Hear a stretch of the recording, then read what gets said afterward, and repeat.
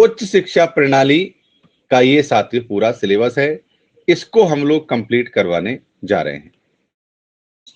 ये सभी संस्थाओं की शुरुआत करेंगे, जैसे यूजीसी क्या है, नेक क्या है, ऐसी सभी चीजों को हम लोग समझते हुए चलेंगे। डिटेल्ड में और डीप पढ़ाई करेंगे। अब से अपने सभी दोस्तों को कह देना कि क्लासेज में नियमित बने रहें। देखिए, भारत में जो एजुकेशन रहा है ना, ये एक समय था साथियों राजा महाराजाओं का कालखंड। क्या था?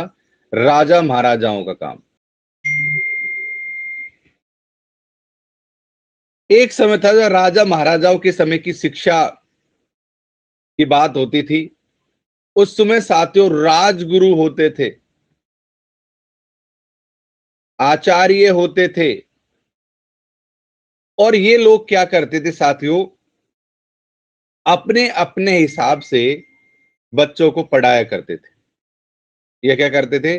अपने अपने हिसाब से बच्चों को पढ़ाया करते थे।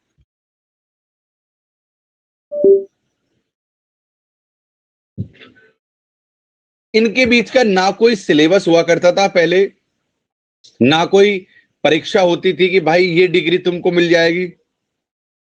यहां पर क्या होता था, अलग अलग प्रकार से युद्ध प्रशिक्षण करवाए जाते।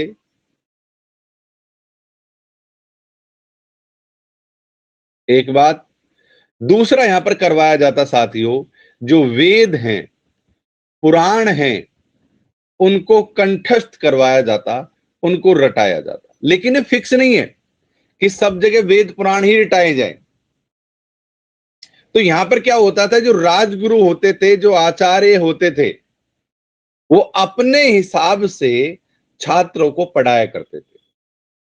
यानी कि जब हम टीचिंग एप्टीट्यूड पढ़ते हैं, तब मैंने आपको यही चीज बतलाई थी कि जो एजुकेशन है वो ऐसा ना होकर ऐसा था, इस प्रकार से, जिसमें क्या था, यहां पर साथियों केंद्र में कौन था? गुरु था। और छात्र क्या थे? गौण थे। इनको गुरु अपने हिसाब से पढ़ाता था। लेकिन समय बदला और सबसे पहले 1835 में एक व्यक्ति था, बताओ, मैं काले। एक मैं काले एक शिक्षा पद्धति में सुधार लेकर आया। मैं काले ने क्या किया कि उस समय शिक्षा को तो अनिवार्य किया ही, लेकिन पाश्चात्य शिक्षा पर इन्होंने जोर दिया। किस पर जोर दिया? पाश्चात्य शिक्षा पर जोर दिया, पाश्चात्य साहित्य पर जोर दिया और अंग्रेजी भाषा को पढ़ाना शुरू किया। जो लोग आचार्य के जमाने से, जो लोग मुगलों के जमाने से संस्कृत पढ़ते आ रहे थे या फिर क्षेत्रीय भाषा पढ़ते आ रहे थे, उनको अचानक से अंग्रेजी थमा दी गई ताकि उनको अंग्रेज एक तरीके से बनाया जाए। अब इस मैकाले को मैं काले कारनामे कहता हूं। मैं कहता हूं कि मैकाले के काले कारनामे। फिर मैंने आपको ट्रिक समझाई, शायद वो पुरानी क्लास में समझाई होगी। चलो अब नए सिरे से समझाने का प्रयास करता हूं, क्योंकि हमने बैच नया शुरू किया है, इसलिए हमको ट्रिक भी नए सिरे से ही समझानी होगी। अरे रुक जाओ काका।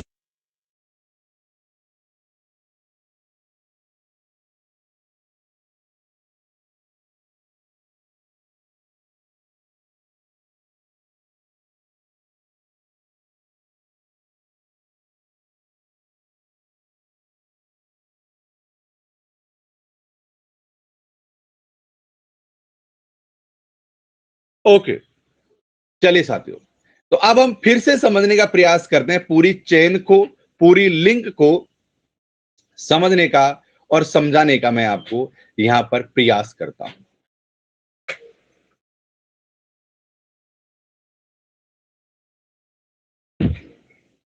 भाई गुड मॉर्निंग सबको, नमस्कार है, प्रणाम है, सभी दोस्तों को दुआ सलाम है। सभी दोस्तों को नमस्कार।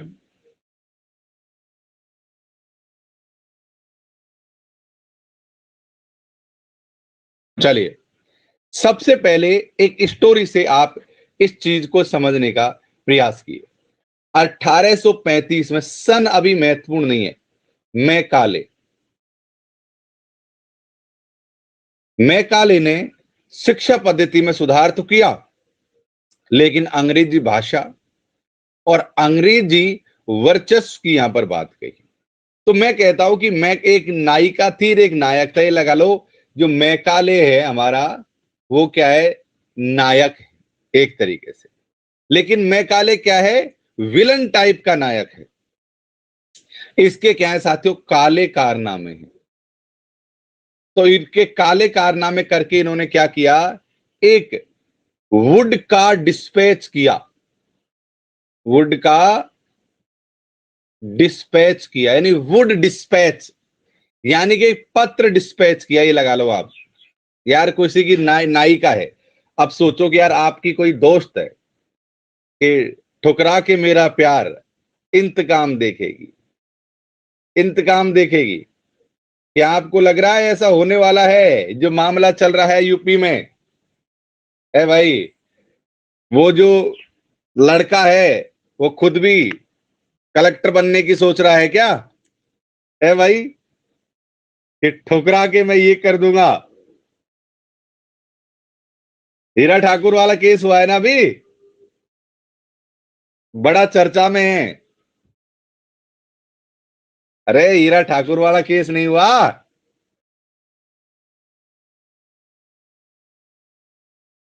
तो भाई अब तुमको क्या लग रहा है वो लड़का ठुकरा के मेरा प्यार वाला काम करेगा?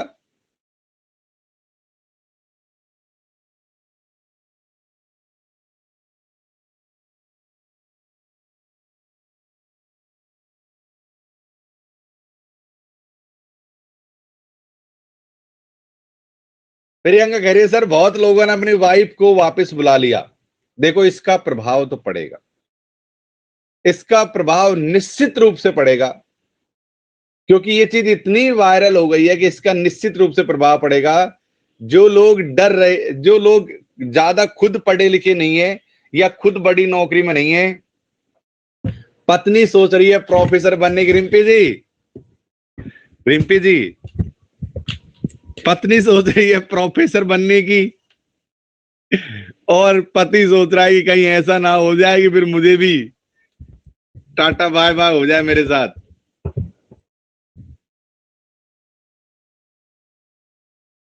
पड़ेगा, निश्चित रूप से प्रभाव तो पड़ेगा यार। बड़ा मुश्किल से पढ़ाते हैं घर वाले, ससुराल वाले वैसे ही नहीं मानते। सर मेरे हस्बैंड कह रहे हैं कि अब तू तैयारी मत कर, रहने दे। पारुल, बताओ, समाज में नेगेटिव पॉजिटिव सब प्रभाव पड़ता है। अगर कोई लड़की ससुराल में रहकर बड़ी ऑफिसर बन, एक जमाना था जब ये ऑफिसर बनी होगी, उस समय लड़कियों ने प्रेरणा ली होगी कि शादी के इतने साल बाद भी गरीबी में कोई लड़की पढ़कर उसको पढ़ाने वाले की तारीफ की होगी, है ना? और आज देख, उसका प्रभाव उस समय पॉजिटिव पड़ा था, इस समय नेगेटिव पड़ेगा।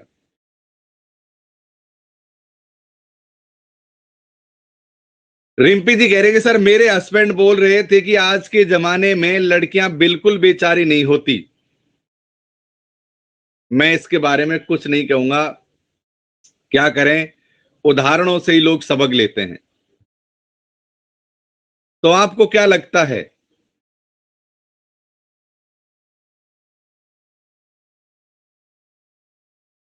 भाई ऐसा अक्सर होता है। ये तो न्यूज में आ गई, हमको तो हमारे गांव की पता है, गांव के पास की भी स्टोरी पता है हमको, तो ये तो न्यूज में आ गई नहीं। ये तो स्टोरी पता है हमारे गांव के पास की, चोरी दिल्ली पुलिस में लाग गई, उसी ने छोड़ दिया। एसडीएम तो बहुत दूर की बात है भाई।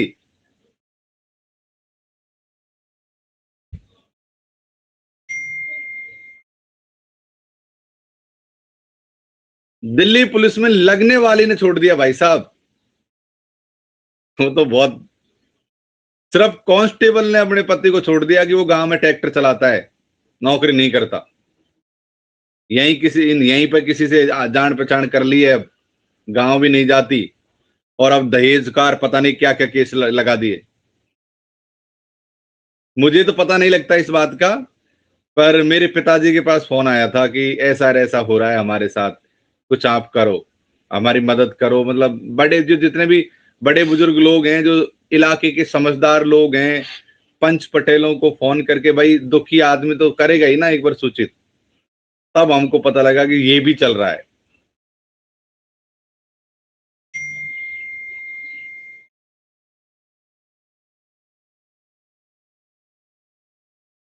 ये कोई ना सोचे प्रियंका।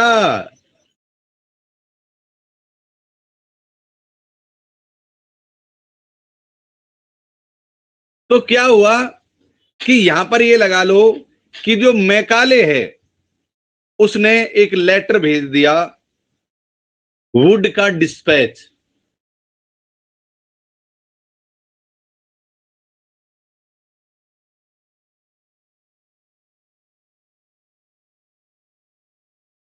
बिल्कुल रिम्पी, मैं आपकी बात से सहमत हूं भाई, बिल्कुल सहमत हूं, 100% सहमत हूं।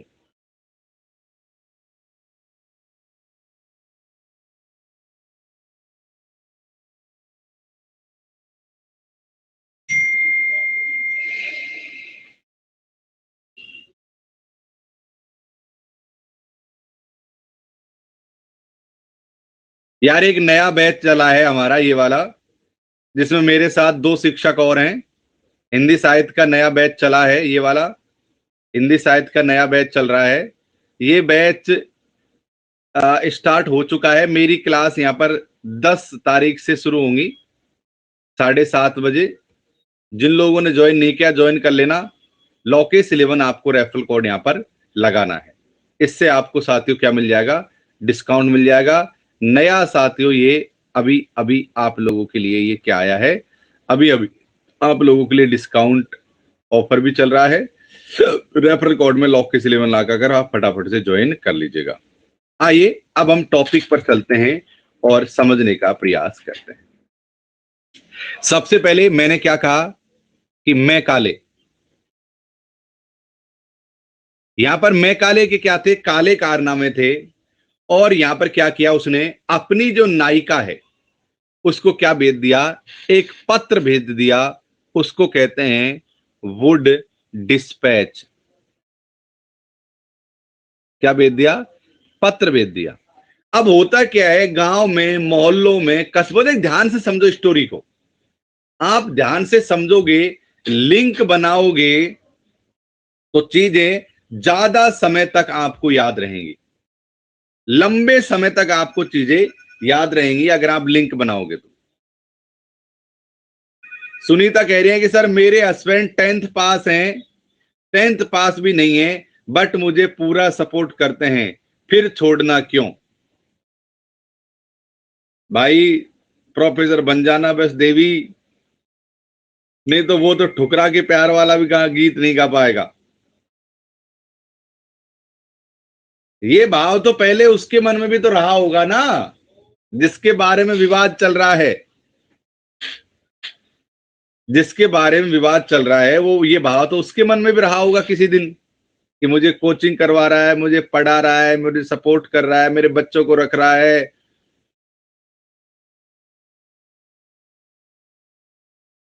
तो ये भाव तो रहा होगा किसी दिन, पर आज नहीं है भाव। भाव तो आते जाते रहते हैं। किसी के बारे में हम बहुत अच्छा सोचने लग जाते हैं। जैसे अभी मान लो आप मेरी क्लास में अच्छा अच्छा पढ़ोगे, तो आप मेरे बारे में अच्छा अच्छा सोचोगे, ठीक। अगर मान लो कि आपको मैं, मेरी कोई बात अच्छी ना लगी, तो आप तुरंत अपना आइडियोलॉजी बदल दोगे, और सर तो खराब आदमी है ये कहने लग जाओगे।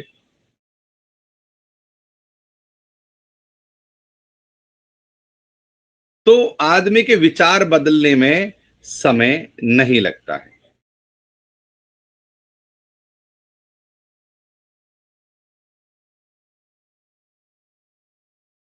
तो वुड का डिस्पैच आया, मैकाले की एक गर्लफ्रेंड थी, उस महिला मित्र को, मैकाले की क्या थी, एक महिला मित्र थी, तो मैकाले ने महिला मित्र को एक क्या किया, पत्र दिया, और उस पत्र में लिखा था वुड डिस्पैच। अब पहले क्या होता था, पहले के जमाने में किसी को 5 रुपये दे दिए, किसी से ऐसे ही कहते फलानी उसको दे के आजा, दीदी को दे के आजा, फलाना उसको दे के आजा। तो क्या था कि कई बार किसी के घर में, मान लो ये किसी का घर है, ये नायिका का घर है, और ये हमारा नायक है, यहाँ किसी से कहता है, नायक कहता है कि ये पत्र यहां पर देकर आ जा। यहां पर बाजू में घर के आगे नायिका का पिता बैठा है, मुगम्बो टाइप। अरे छोरे, कहां जा रहा है, इधर आ, इधर आ, क्या लेके इधर आया हाथ में, ये कागज क्या है, क्या लिखा है इस कागज में? वो फलाने ने दीदी को देने के लिए कहा है, पहले हो सकता था ऐसा। तो क्या क्या इसको यहां पर पकड़ लिया, या क्या कर लिया, पकड़ लिया। अब एक बात बता, नायक का अगर पत्र पकड़ लिया जाए तो कुटाई होगी कि नहीं होगी? तुम सब ये बता दो कमेंट्स करके, तो कुटाई होगी या नहीं होगी, मुझे ये कह दो। अगर नायक का पत्र पकड़ लिया जाए तो कुटाई होगी कि नहीं होगी?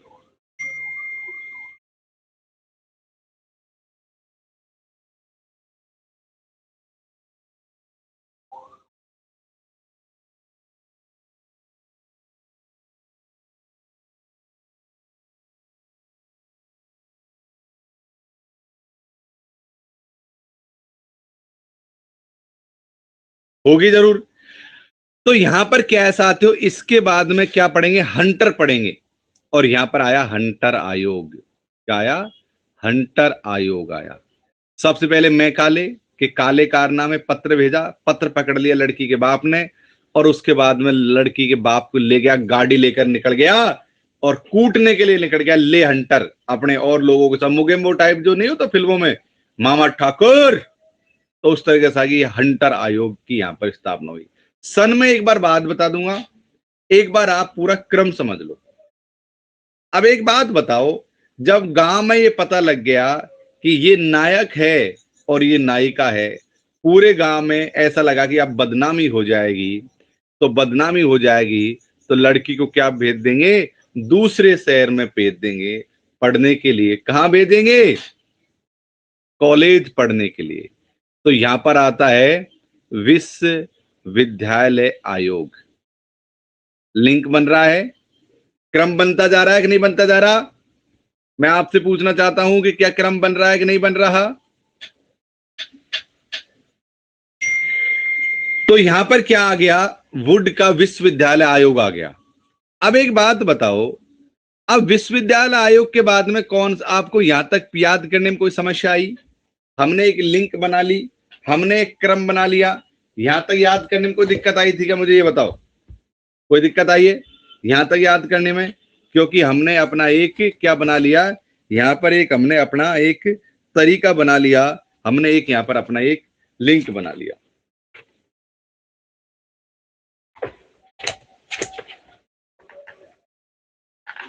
नहीं आई? ओके।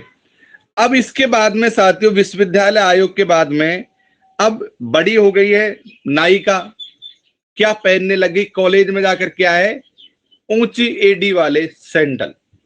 स्कूल में आपको कोई सैंडल नहीं पहनने देगा बेटा ना, कॉलेज में जाकर ही आप क्या पहनोगे, सैंडल पहनोगे।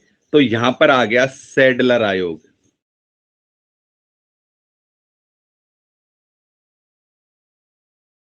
क्या है? सैडलर आयोग आ गया यहां पर। विश्वविद्यालय में जाकर ही तो पहनेगी लड़की सैंडल, तो यहां पर आ गया सैडलर आयोग। आया मजा? अब साथियों, सैडलर आयोग के बाद में जो छठे नंबर पर जो क्या आया, अगर मान लो, जब मान लो कई बार क्या होता है कि कुछ मन चले लोग भी होते हैं, बदमाश लोग होते हैं, ऐसे लोगों को समाज में रहने का कोई अधिकार नहीं। लेकिन क्या होता है, कई बार जब आप जा रहे होते हो एकदम बन ठन कर, तो कभी कभी क्या होता है, क्या हो जाता है, कुछ बदमाश लोग हुटिंग भी कर देते हैं। नहीं कर देते हुटिंग? कर देते हैं नहीं कर देते हुटिंग? कुछ शरारती तत्व हुटिंग कर देते हैं, तो यहां पर आ गया हारटोंग समिति। सही बात कह रहा हूं? यहां पर आ गया हारटोंग समिति। क्रम समझ लो, ये क्रम पूछा जाता है। फिर से समझा रहा हूं, सबसे पहले मैकाले के काले कारनामे आए। मैकाले ने काले कारनामे में क्या किया कि पत्र लिख दिया, और पत्र को पकड़ लिया नायिका के पिता ने, कूटने चला गया, ले गाड़ी भरकर अपने साथ के लोगों को कूटने चला गया हंटर लेकर। तो हंटर आयोग आ गया। जब गांव में सब जगह पता लग गया कि भाई अब पार नहीं पड़ेगी यहां से, तो लड़की को कहां भेज दिया? विश्वविद्यालय पढ़ने भेज दिया। विश्वविद्यालय जाकर लड़की ने क्या किया? सैंडल पहनने लग गई। सैंडल पहनने के बाद से आ गया सैडलर आयोग, और जब सैंडल पहने ऊंची के एडी के, तो भाई थोड़ा बहुत क्या हो गया, कोई मन चले लोगों ने थोड़ा सा क्या कर दिया, हुटिंग मार दी, तो हरटोंग समिति हो गई। क्या हो गई? यहां पर हो गई साथियों हरटोंग समिति। जब हरटोंग समिति आ गई, तो जब झगड़ा हो गया, तो झगड़े को समाधान करना पड़ेगा, उसको साधना पड़ेगा, झगड़े का समाधान करना पड़ेगा, इसलिए आ गई साथियों सार्जेंट समिति। अब मान लो कॉलेज में झगड़ा हो गया, तो उसको समझाना भी तो पड़ेगा ना कि भाई तुमने वोटिंग क्यों करी, तो सार्जेंट समिति आ गई। अब सार्जेंट समिति के बाद में क्या आया है? एक बात और कह दूं कि उनका प्रिंसिपल था राधा कृष्णन। उनका प्रिंसिपल था राधा कृष्णन आयोग, या इसको विश्वविद्यालय 2 भी कहा जाता है। उन्होंने क्या किया कि उसको विश्वविद्यालय से निकाल दिया। उन दोनों को क्या है साथियों, जो हरटोंग कर रहे हैं, हुटिंग कर रहे हैं, उनको विश्वविद्यालय से निकाल दिया। अब उन्होंने दूसरे विश्वविद्यालय में जाकर एडमिशन ले लिया। स्टोरी समझो, अगर आपके पास स्टोरी लाइन है समझने के लिए, तो आप कभी भी चीजों को भूल नहीं सकते। इसलिए कह रहा हूं कि स्टोरी को थोड़ा सा समझने का यहां पर प्रयास करो। अब तक की स्टोरी सबको समझ आ गई गाइज? अब तक मैंने जो स्टोरी समझाई है आपको, क्या वो सबको समझ आ गई है?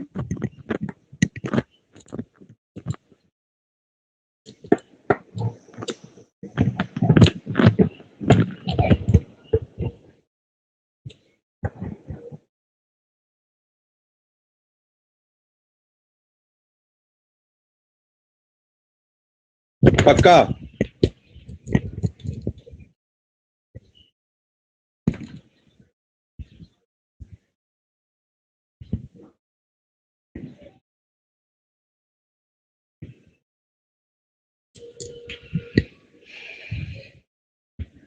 पक्का समझ आ गया?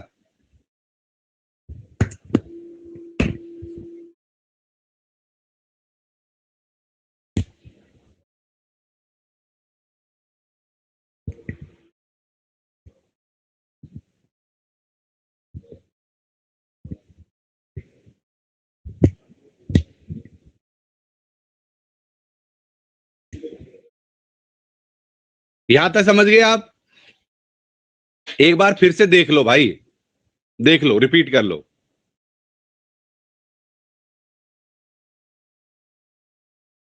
समझ आ गया यहां तक? एक बार सब लोग कमेंट्स करके बताओ मुझे कि सर यहां तक समझ आ गया, अच्छी तरीके से भूलेंगे नहीं। यहां तक बताइए।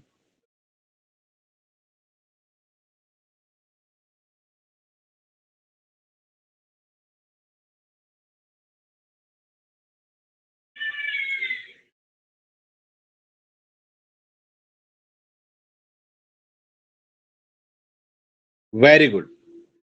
तो हमने जो स्टोरी समझी थी, उस स्टोरी लाइन से अब हम इनको समझ चुके हैं। मैं इनकी सन वगैरह भी बतला दूंगा, क्या क्या कारनामे किए हैं इन लोगों ने वो भी बतला दूंगा, और क्या क्या सुधार किए हैं उनको बतला दूंगा। सागर, इनके ईयर भी बताऊंगा भाई। एक बार हम ये तो सीख जाएं कि ये किस किस तरीके से आए, ईयर भी बताऊंगा, ईयर भी बताऊंगा, ईयर बताऊंगा, पहले हमको ये सीखना है। तो क्या है साथियों, यहां पर नए विश्वविद्यालय में आ गए, और नया विश्वविद्यालय कौन था? राधा कृष्ण आयोग का था। अब सबसे बड़ी बात है, नया विश्वविद्यालय आया आजादी के बाद, आजादी के बाद आया 1948 में ये नया विश्वविद्यालय। अब यहां से आगे भारत देश आजाद हो चुका है, और हम अपने हिसाब से अपनी एजुकेशन योजनाओं को यहां पर बनाने लगे। अब 9वें नंबर पर एक बहुत ही महत्वपूर्ण, अब यहां पर देश आजाद हो चुका है, और यहां पर साथियों क्या कर दी गई है, जो नायिका थी उसकी शादी कर दी गई है, और शादी किसके साथ क्या कर दिया? उसका मुदायरा कर दिया, यहां पर मुदालियर आयोग कर दिया, मुदालियर। देश आजाद हो गया, अब यहां पर इसकी शादी कर दी, इसके कर दिया साथियों मुदालियर आयोग। अब शादी के बाद हमेशा लड़की क्या बन जाती है? दुर्गा बन जाती है, दुर्गा। अभी देख नहीं रहे हो कैसे दुर्गा बनी हुई है? अभी थोड़ी देर पहले नहीं बताया था? तो शादी के बाद लड़की दुर्गा बन जाती है उसके पति के ऊपर। आप देख रहे हो यूपी वाला केस कितना तगड़ा चर्चा में चल रहा है कि ठुकरा के हीरा ठाकुर, हीरा ठाकुर तूने गलत एग्जाम्पल सेट कर दिया। हीरा ठाकुर, कोई भी कलेक्टर घरवाली बस ड्राइवर के नहीं रुकती है, हीरा ठाकुर गलत एग्जाम्पल सेंड कर दिया। तो यहां पर साथियों क्या शादी के बाद लड़की क्या बन गई? दुर्गा बन गई है। और यहां पर क्या हो गया? दुर्गाबाई देशमुख एक आयोग आया। यहां पर शादी के बाद लड़की क्या बन गई है? यहां पर शादी के बाद बन गई है लड़की दुर्गा। क्या आया साथियों? दुर्गाबाई देशमुख आयोग आया। 10 नंबर तक हमारी स्टोरी यहां पर पूरी हुई। आगे हमने देखा कि शादी हो गई, नया कॉलेज आ गया, नए कॉलेज के बाद में शादी हो गई मुदालियर से, उसके बाद में लड़की बन गई, दुर्गा बन गई लड़की। और अब दुर्गा बनकर क्या करेगी? दुर्गा बन के क्या करेगी? आपने नहीं देखा कि जब जब नई नई शादी होती है तो दुल्हन कहती है अपने पति से, अलग हो जा, अलग हो जा, इनके बरे में खाता कम कर करके दूंगी इनको, ये पूरी फौज बैठा रखी है तेरे तेरे घर में, अलग हो जा, अलग हो जा, मैं नहीं दूंगी कर करके इनको, कहां तक खाना बनाऊं? मेरा तो तेरा और मेरा पेट है, हमारे काहे को खर्च हो? हमारे तो कोई खर्च ही कोई, 2 पेट है हमारा, तो बस भर लेंगे। बात सही है कि नहीं है? मतलब मैं भाई किसी लिंग विशेष को दोष नहीं दे रहा हूं, दोनों का ये हाल है, पति का पत्नी का, पुरुष और महिला दोनों, पुरुष और महिला दोनों अधिकतर गांव में ऐसा ही करती हैं, अनपढ़ अनपढ़ लेडीज। चल ये लगा लेते हैं, दुर्गाबाई जब दुर्गाबाई हो गई है उसके बाद में क्या करेगी? पैसे कमाएंगे, धन कमाने के लिए उनको क्या होना है? अलग होना है कि भाई हम तो धन जोड़ लेंगे, करोड़पति हो जाएंगे। अब एक बात बताओ,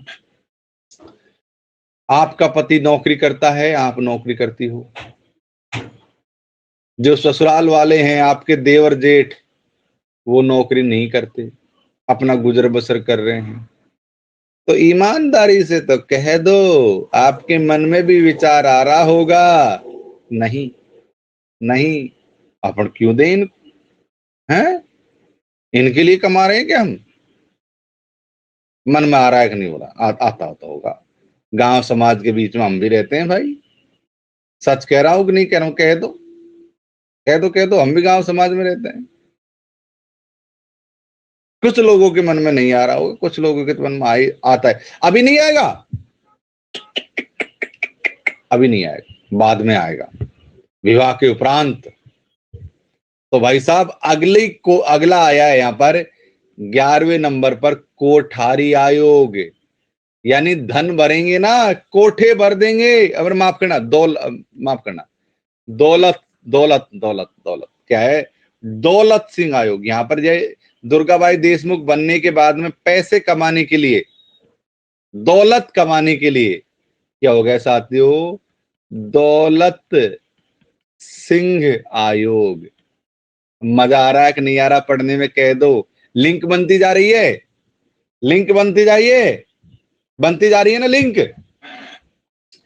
अब एक बात बताओ, अगर आपने दौलत कमा ली, अगर मान लो आपने दौलत कमा ली, पैसे हैं आपके पास, तो ताला लगाओगे कि नहीं लगाओगे? बताओ मुझे। अगर आपके पास पैसे रखें तो ताला लगाओगे ना आप? तो आ गया साथियों तारा, क्या आ गया? तारा कुंडे आयोग। मजा आया? क्या आ गया? तारा कुंडे आयोग आ गया। कि दौलत आ गई, अब तो लॉक लगाएंगे घर में, तो कौन सा आयोग आ गया? तारा कुंडे आयोग आ गया। अब 13वें नंबर पर देख लेते हैं।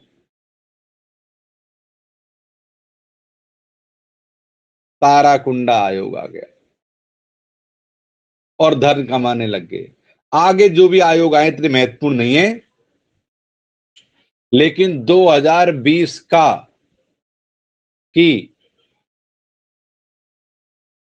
शिक्षा नीति महत्वपूर्ण है। बीच में भी यही कई आए हैं, यशपाल सैम प्रतोदा वगैरह, लेकिन ये लगा लो आप, ये पूरा रूपरेखा चलती है जो मैंने स्टोरी के माध्यम से आपको समझा दी है। मुझे लगता है कि इस प्रकार से स्टोरी के माध्यम से कोई इनको समझाता नहीं है, कोई बनाता नहीं है। स्टोरी बनाई है मैंने, उस स्टोरी को याद कर लो, आपको हर चीज का क्रम याद रह जाएगा।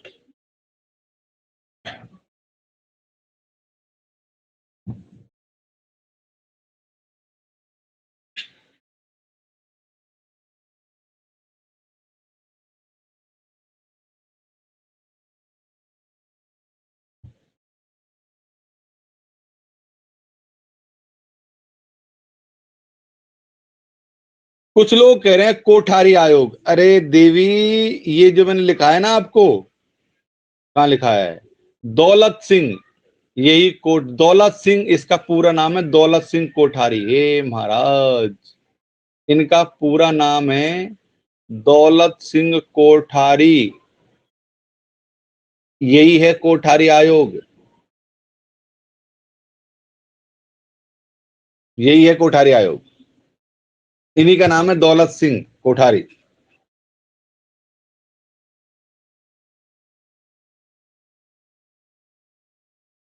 अब मजा आया कि नहीं आया? सच कह दो आप।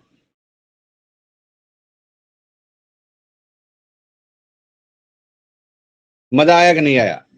अब मैं क्या करूंगा, इनके सन समझाऊंगा और मैं इन्होंने क्या क्या काम किया है वो समझाऊंगा। आइए एक बार सन समझ लेते हैं, कौन कौन सी सन में क्या क्या था।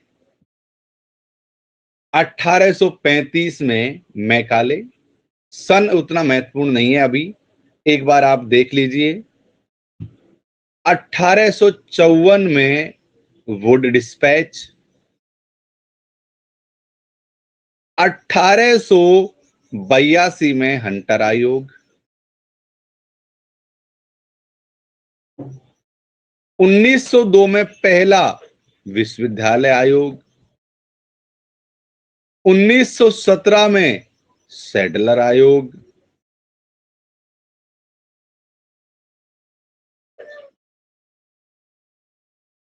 1929 में हरटोंग समिति।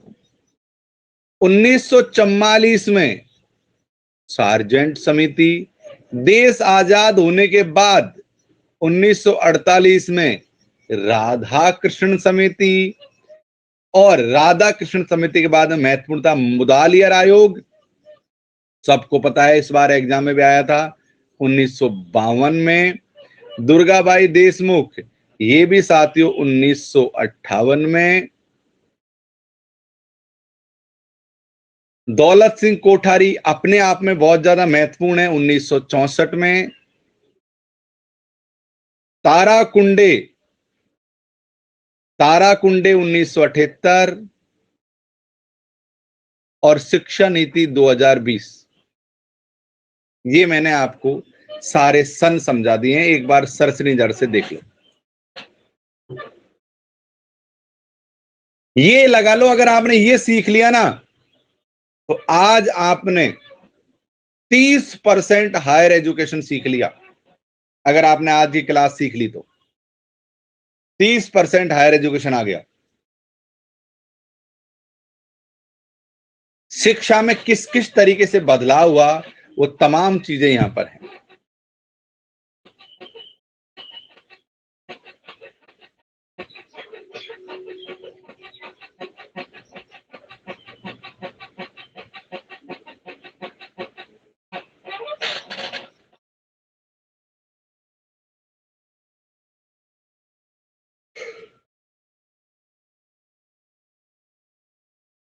किसी को कोई समस्या हो तो मुझे एक बार बोलो, मुझे बताओ।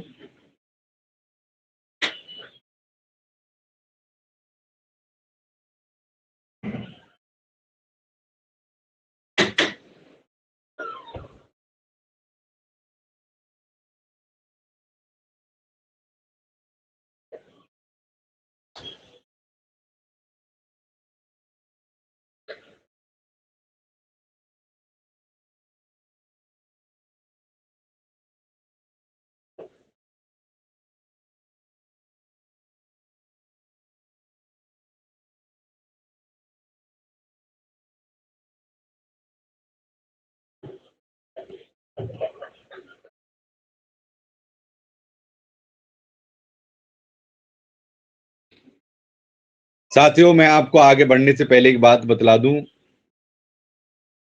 कि 2024 के लिए और दिसंबर 2023 के लिए नए बैचेस शुरू कर दिए हैं मैंने।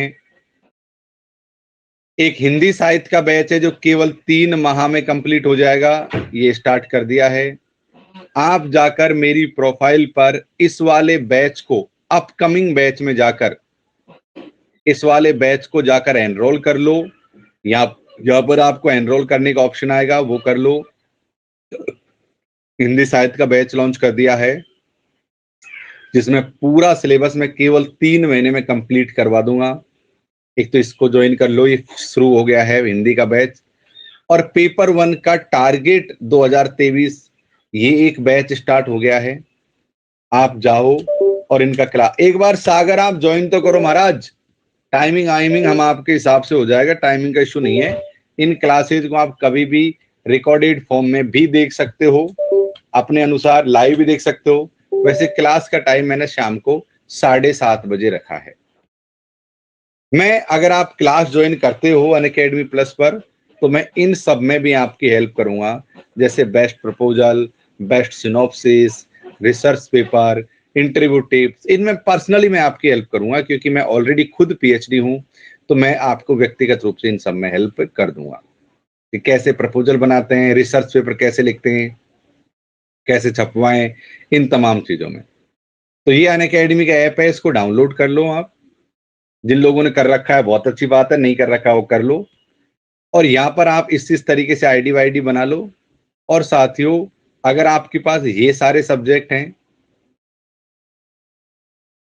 और नहीं, सागर डेली होगी 10 बजे, मॉर्निंग में 10 बजे क्लास होगी। यार तुम उल्टी बात करते हो हमेशा। बोल तो देना डेली क्लास होगी। ये वाली क्लास तो डेली होगी, प्लस वाली क्लास अलग होती है। तो ये सारे सब्जेक्ट आपके पास हैं तो आप प्लस क्लास ज्वाइन कर लो, है ना। ये क्लास तो डेली होगी भाई, प्लस वाली अलग है। सब्जेक्ट क्या है आपका, ये बताओ सागर।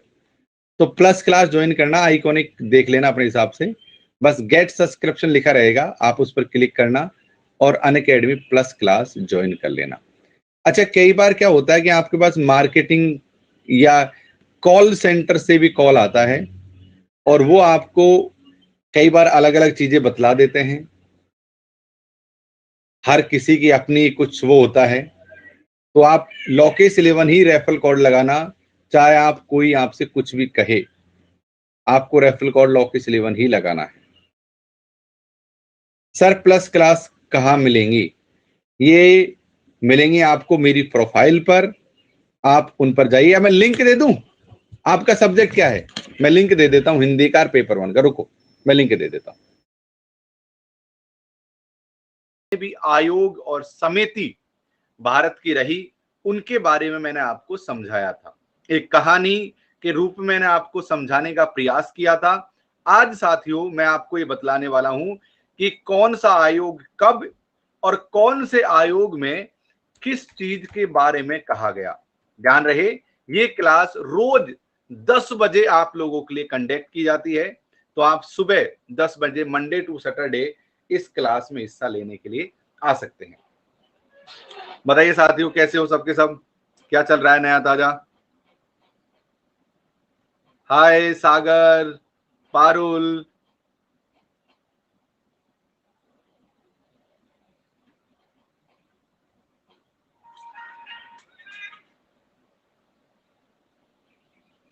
रोज 10 बजे क्लास होती है, बस तो आपको इसमें 10 बजे आना है। अपने लिए एक टाइम टेबल फिक्स कर लो कि भाई रोज 10 बजे डॉक्टर लोकेश वाली सर की क्लास होनी है तो होनी है। तो 10 AM आपको डेली इस क्लास में आ जाना है। ये रोज क्लास साथियों 10 बजे आपके लिए शुरू में करता हूं।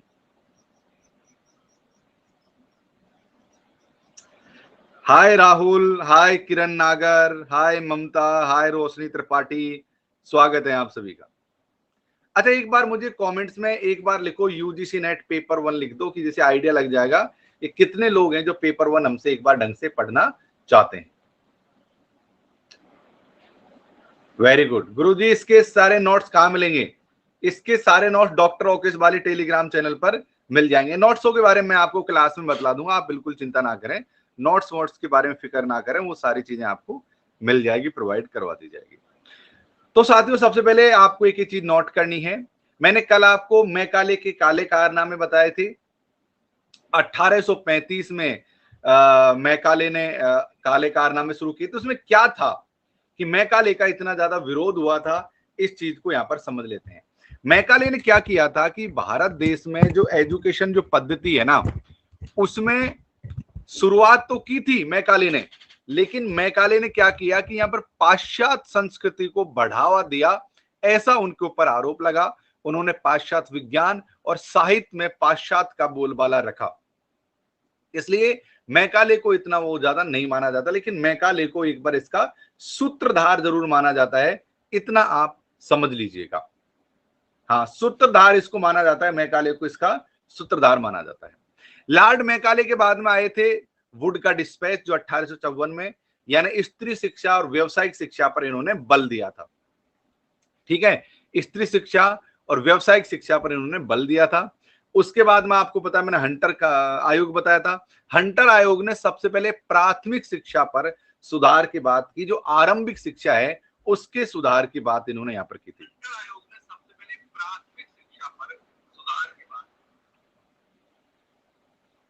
क्या था साथियों? प्राथमिक शिक्षा के सुधार की यहां पर इन्होंने बात की थी। उसके बाद में आता है विश्वविद्यालय आयोग, और विश्वविद्यालय आयोग में कौन थे? सर टॉमस रॉ थे। फिर आता है सैडलर, हरटोंग समिति। अब हमको ज्यादा जो महत्वपूर्ण रूप से पढ़ना है वो पढ़ना है राधा कृष्ण आयोग से। ये विश्वविद्यालय आयोग कहा जाता है, इसको विश्वविद्यालय आयोग नंबर 2 कहा जाता है, इसको सेकंड विश्वविद्यालय आयोग माना जाता है इसको।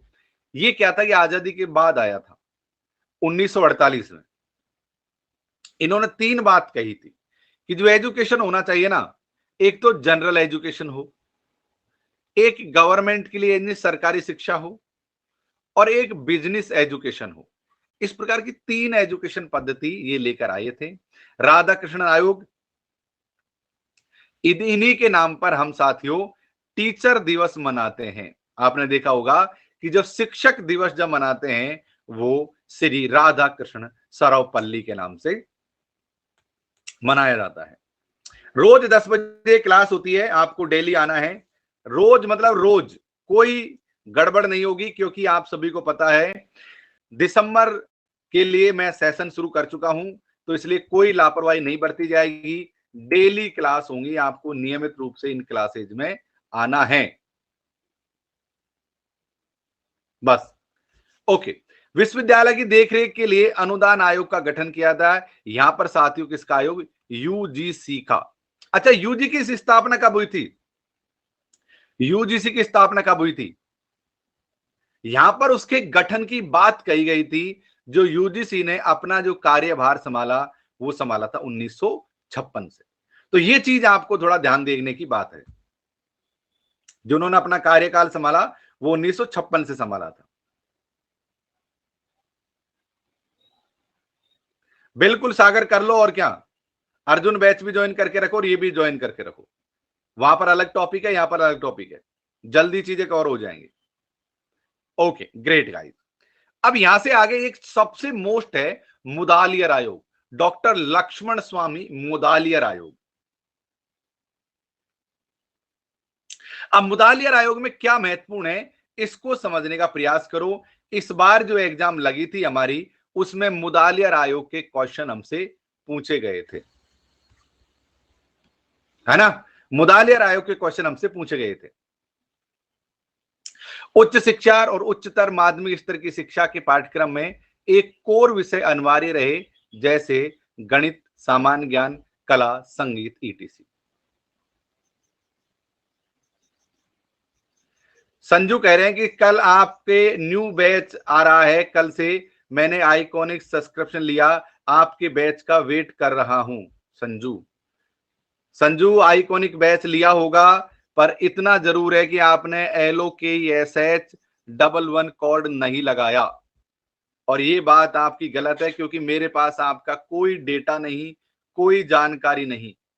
इसलिए मैं आपसे हर क्लास में कहता हूं, कॉल सेंटर से कोई भी कॉल आए, कॉल सेंटर से कोई भी कॉल आए, आपको रेफरल कोड में यही लगाना है। बाद में सॉरी बोलते फिरोगे, पछताते फिरोगे, उससे क्या मतलब है? क्योंकि मेरे पास डेटा, मेरे पास आंकड़ा उन्हीं बच्चों का आता है जो रेफरल कोड में LOK11 लगाते हैं। उनसे बेनिफिट ये होता है उन बच्चों को कि मैं उनको PhD में पूरी तरीके से हेल्प करता हूं, प्रपोजल बनाने में पूरी तरह से हेल्प करता हूं, सिनॉप्सिस लिखने में पूरी तरीके से हेल्प करता हूं, रिसर्च पेपर लिखने में पूरी तरीके से हेल्प करता हूं। मैं आपको जब तक हेल्प करता हूं जब तक आप प्रोफेसर नहीं बन जाते, लेकिन वो तभी संभव है जब आप LOK11 रेफरल कोड लगाओगे, क्योंकि मेरे पास कोई डेटा आपका नहीं है। अगर होता तो मुझे जानकारी मिल जाती। नहीं रजनी, नहीं, नॉट, क्योंकि मेरे पास डेटा नहीं है। हम लोग संपर्क नहीं कर पाएंगे ना, बात नहीं कर पाएंगे, क्लास में ही मिल पाएंगे, इसके अदरवाइज हमारी बात होगी नहीं। क्योंकि LOK11 रेफरल कोड लगाया होता तो मेरे पास मेल आ जाता है कि दिस पर्सन ने ज्वाइन किया है, उसकी डिटेल आ जाती है, फिर हम लोग कांटेक्ट में रहते हैं। पर आज जो लोग नहीं लगाते उनकी मेरे पास कोई डिटेल नहीं है, पर्सनली मैं उनसे संपर्क नहीं कर सकता, ये मेरे पास आता ही नहीं है। चलिए अब शुरू करते हैं साथियों। तो आप आइकॉनिक करो, कोई और करो, उससे कोई फर्क नहीं पड़ रहा।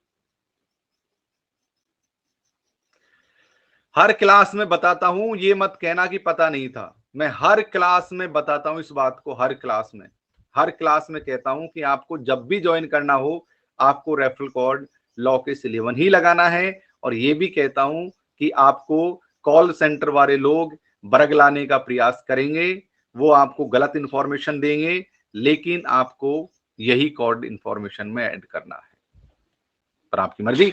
चलिए खैर कोई बात नहीं, क्लास में मिलते रहेंगे आप लोगों से। 1952 में आया था। यहां पर सबसे बड़ी बात क्या थी कि मुदालियर आयोग ने कुछ चीजों को अनिवार्य कर दिया, जैसे गणित को अनिवार्य कर दिया, सामान्य कला को अनिवार्य कर दिया, और संगीत को यहां पर अनिवार्य कर दिया। ठीक है। अब है साथियों, राष्ट्रीय महिला शिक्षा समिति, दुर्गाबाई देशमुख।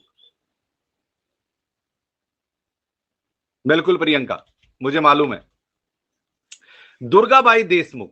कल मैंने इसका एक ट्रिक वही बताया था, कल की क्लास में मैंने आपको पूरी इसकी स्टोरी वो भी की थी।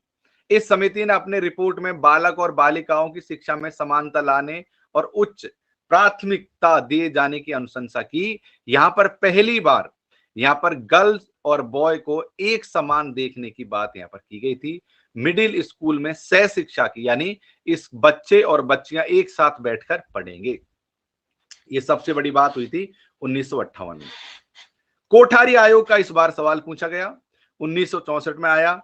महत्वपूर्ण क्यों है, इसलिए यहां पर चीजों को देखेंगे। यहां पर सार्वजनिक शिक्षा की सामूहिक विद्यालय प्रणाली हो, जहां पर सभी समुदाय के, ये साथियों मोस्ट चीज है, सभी समुदाय के एक साथ बैठकर ही आपको क्लास होगी। ये सबसे बड़ी बात हुई थी कोठारी आयोग में, कि एक साथ बच्चे आएंगे और एक साथ बैठेंगे। सामान्य पाठ्यक्रम के जरिए बाल बालिकाओं, गणित की छात्रा को माध्यमिक शिक्षा स्तर की और अन्य चीजों के लिए प्रोत्साहन दिया यहां पर गया था। ओके, कल मैंने इसको विस्तार रूप से समझा दिया था, आज साथियों एक बार और इसको देख लीजिए। आइए अब हम पढ़ते हैं यहां पर कुछ अच्छी चीजों के बारे में, हम यहां पर जानते हैं यूजीसी के बारे में, कि यूजीसी क्या है, विश्वविद्यालय आयोग क्या है और उसकी क्या क्या जिम्मेदारियां हैं। मोस्ट है, यहां से एक एक चीज को आप नोट करते हुए चलिए, ये सारी चीजें आपके लिए मोस्ट है। राहुल, रोशनी, ममता दास, ओके, किरण नागर, स्वागत है भाई सबका।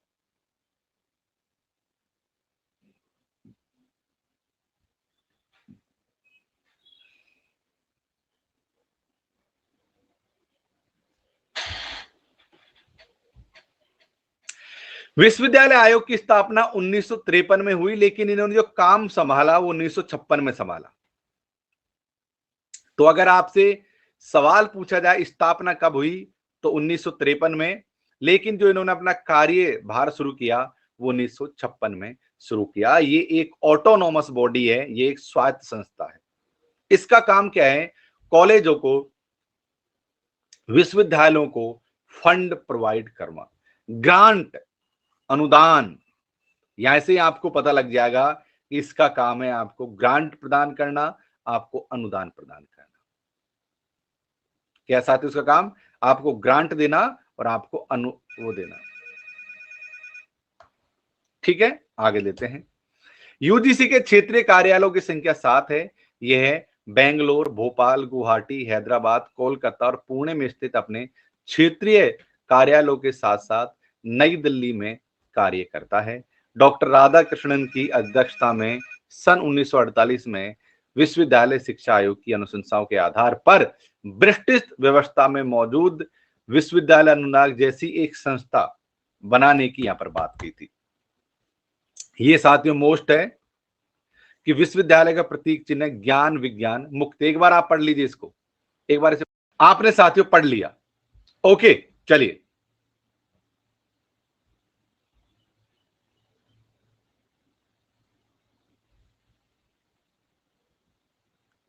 प्लस वाली क्लास का नया बैच स्टार्ट हो गया है। न्यू बैच में एक सेकंड आपके लिए पीपीटी लगा देता हूं, रुक जाइए एक सेकंड, थोड़ा सा मुझे समय दे दीजिए, पीपीटी लगा देता हूं नए बैच की। बैच स्टार्ट हो गया है हमारा, बैच 24, ये देख लीजिए।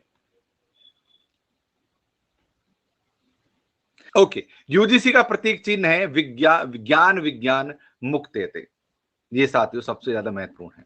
अब हम बात करेंगे क्या क्या काम है यूजीसी के, आइए उस पर एक बार हम चर्चा कर लेते हैं।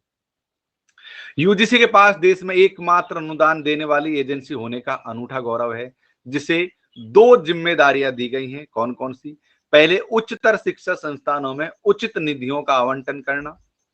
विश्वविद्यालय की शिक्षा के समन्वय, निर्धारण और देख रेख की जिम्मेदारी का काम भी साथियों क्या है, विश्वविद्यालय आयोग की जिम्मेदारी है।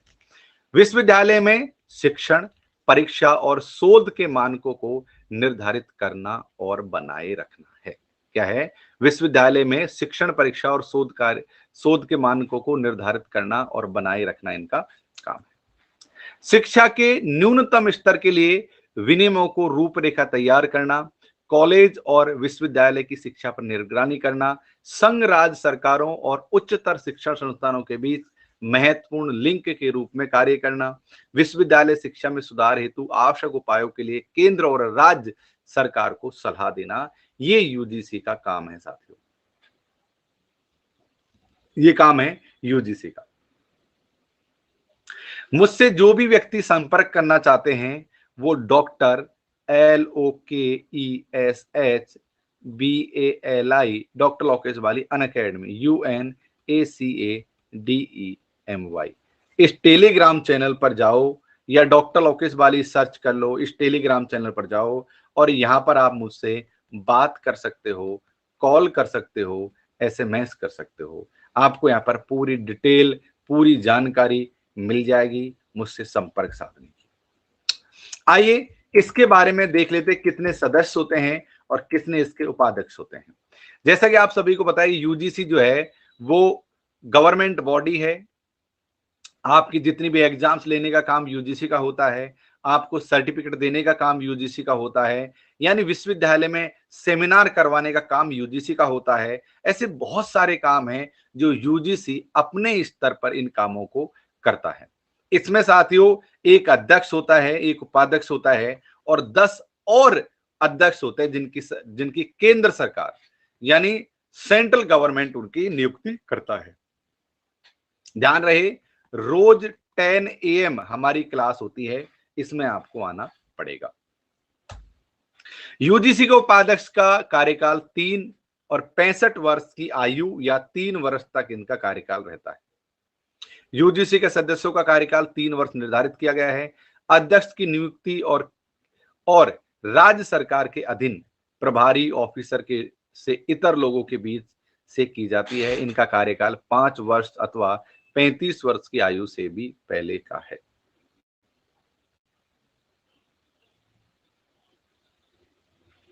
फनी वीडियो नाम बताओ अपना, मेरे पास डेटा होता है। फनी वीडियो अपना नाम बताओ, क्योंकि आपका यहाँ पर फनी वीडियो आ रहा है। अगर आप नाम बताओगे तो मेरे पास पता लग जाता है, क्योंकि डेटा कंप्यूटर झूठ नहीं बोलता। जैसे कादम्बनी के बारे में मुझे पता है, उस तरीके से।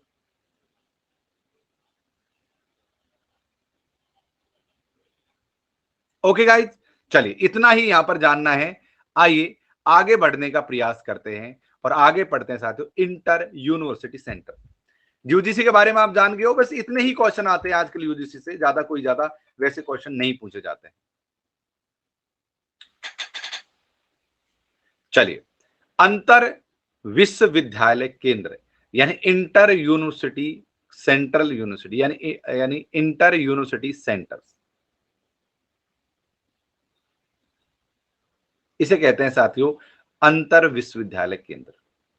कई बार स्टूडेंट क्या कंफ्यूज में हो जाते हैं कि कोई भी जिम्मेदारी यूनिवर्सिटी से संबंधित कोई काम पूछा जाता है तो आप तुरंत यूजीसी आंसर लिखते हो, जबकि हर काम यूजीसी का नहीं है।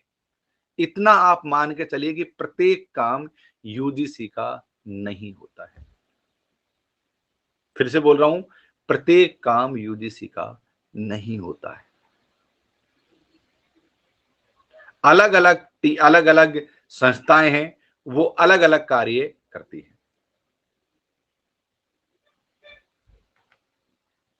आइए, विश्वविद्यालय अनुदान आयोग यूजीसी अधिनियम के खंड 12 सीसीसी के तहत विश्वविद्यालय प्रणाली के स्वायत्त अंतर, विश्वविद्यालय प्रणाली में स्वायत्त अंतर विश्वविद्यालय केंद्र को स्थापित करता है, जिनके उद्देश्य निम्नवत हैं।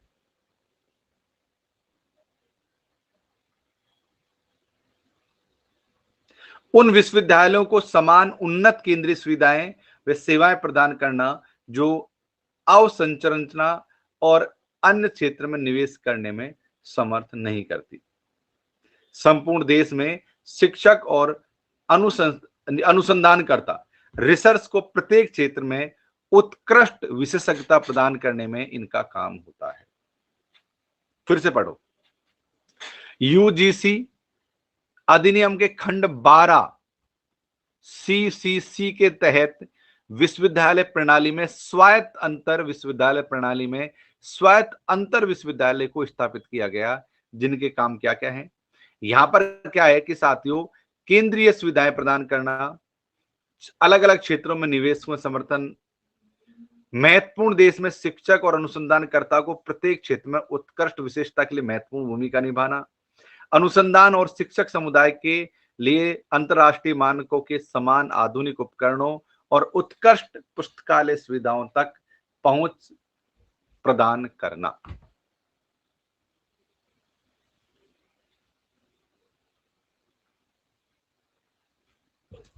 ओके, ये है साथियों इंटर विश्वविद्यालय सेंटर का काम।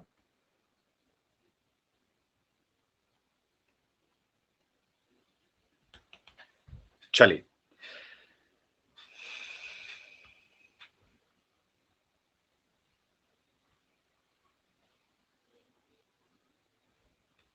आप यहां पर कुछ चीजें हैं उनको एक बार देख लीजिए। इंटर यूनो एक बार इनको आप फुल फॉर्म के रूप में देख लीजिए, लेकिन यहां से भी क्वेश्चन बन नहीं रहा है काफी टाइम से, इसलिए हम थोड़ा सा इसको यहां पर स्किप कर सकते हैं। आप में से कितने लोग केंद्रीय विश्वविद्यालयों के बारे में जानते हैं कि सेंट्रल यूनिवर्सिटी क्या होती है? आप लोग कितने लोग केंद्रीय विश्वविद्यालयों के बारे में जानते हैं? देखो, यूनिवर्सिटी कई तरीके की होती हैं, जैसे डीयू, जेएनयू, जामिया, एएमयू, जैसे बीएसयू, और जितने भी स्टेट की केंद्रीय विश्वविद्यालय होती हैं, उनको साथियों, उनको लीड कौन करता है? सेंट्रल गवर्नमेंट करती है। इनको केंद्रीय विश्वविद्यालय कहते हैं। भारत देश में आज की डेट में केंद्रीय विश्वविद्यालय क्या है, इसका डेटा मैं आपको बताऊंगा, क्योंकि पुराना डेटा है। केंद्रीय विश्वविद्यालय और स्टेट विश्वविद्यालय का अंतर समझिए। आप में से कितने लोग, जैसे कि मान लो कुछ लोग यूपी के रहने, अब राजस्थान के रहने वाले मान लो, और एक राजस्थान के उदाहरण से समझिए। राजस्थान में एक विश्वविद्यालय है जयपुर में, इसे बोलते हैं राजस्थान विश्वविद्यालय। जोधपुर में है जय नारायण व्यास विश्वविद्यालय और मोहनलाल सुखाड़िया विश्वविद्यालय। ये कई सारी विश्वविद्यालय हैं साथियों। ये सभी विश्वविद्यालय स्टेट यूनिवर्सिटीज हैं, यहां पर स्टेट के देखरेख में रहती हैं। एक साथियों जयपुर के पास है किशनगढ़, यहां पर साथियों राजस्थान सेंट्रल यूनिवर्सिटी है। तो इसको साथियों कौन? केंद्र संचालित करता है। क्या करता है इसको? केंद्र इनको यहां पर संचालित करता है। आगे बात समझ में आपको?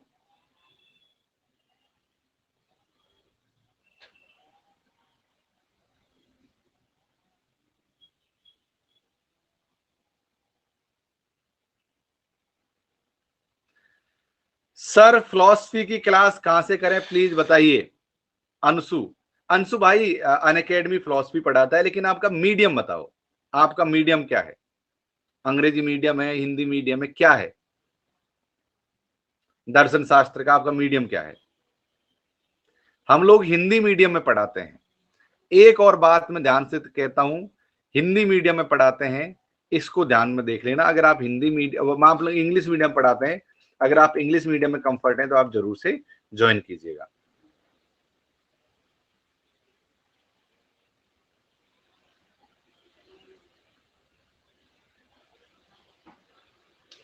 सर 7 जून को सब्सक्रिप्शन लिया था, देख लेता हूं आपका नाम बेटा।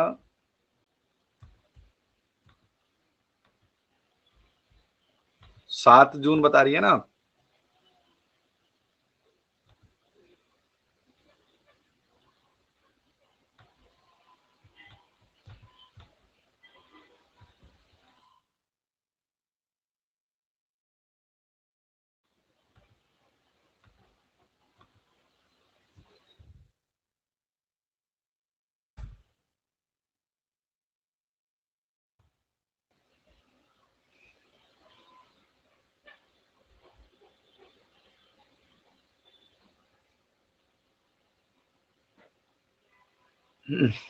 नहीं बेटा, आपने रेफरल कोड लॉकेट 11 का प्रयोग नहीं किया।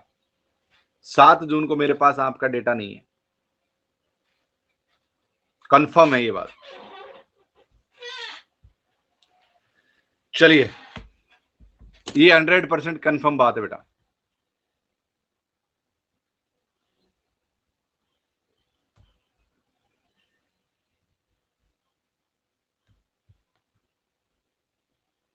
चलिए, केंद्रीय विश्वविद्यालय सेंट्रल यूनिवर्सिटी कितनी है सर प्रेजेंट में? रवि कह रहे हैं, बता दीजिए। मैं बताता हूं। लिया।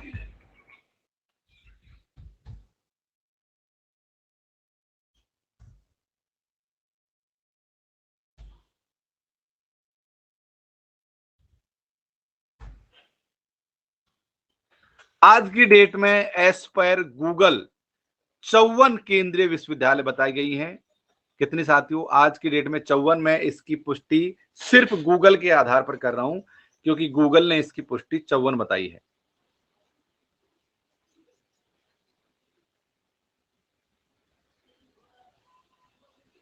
पेपर 1 की थ्योरी क्लास डेली यहां पर चलती है सुबह 10 बजे से।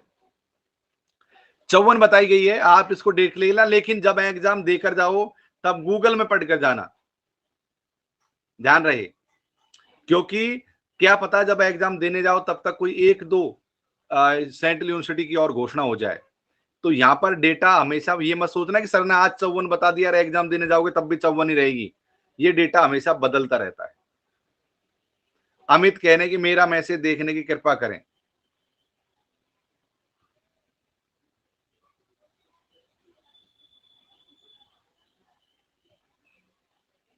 अमित का मिल ही नहीं रहा है, देखते हैं। अब यहां पर कुछ विश्वविद्यालयों के नाम है, आइए उन पर हम चर्चा कर लेते हैं। राजीव गांधी विश्वविद्यालय अरुणाचल प्रदेश में, खुद यहां पर जाकर आया हूं, एक साक्षात्कार देने गया था, बहुत सुंदर जगह में है। असम विश्वविद्यालय सेंट्रल यूनिवर्सिटी है। तेजपुर विश्वविद्यालय भी असम में है, दोनों केंद्रीय विश्वविद्यालय हैं।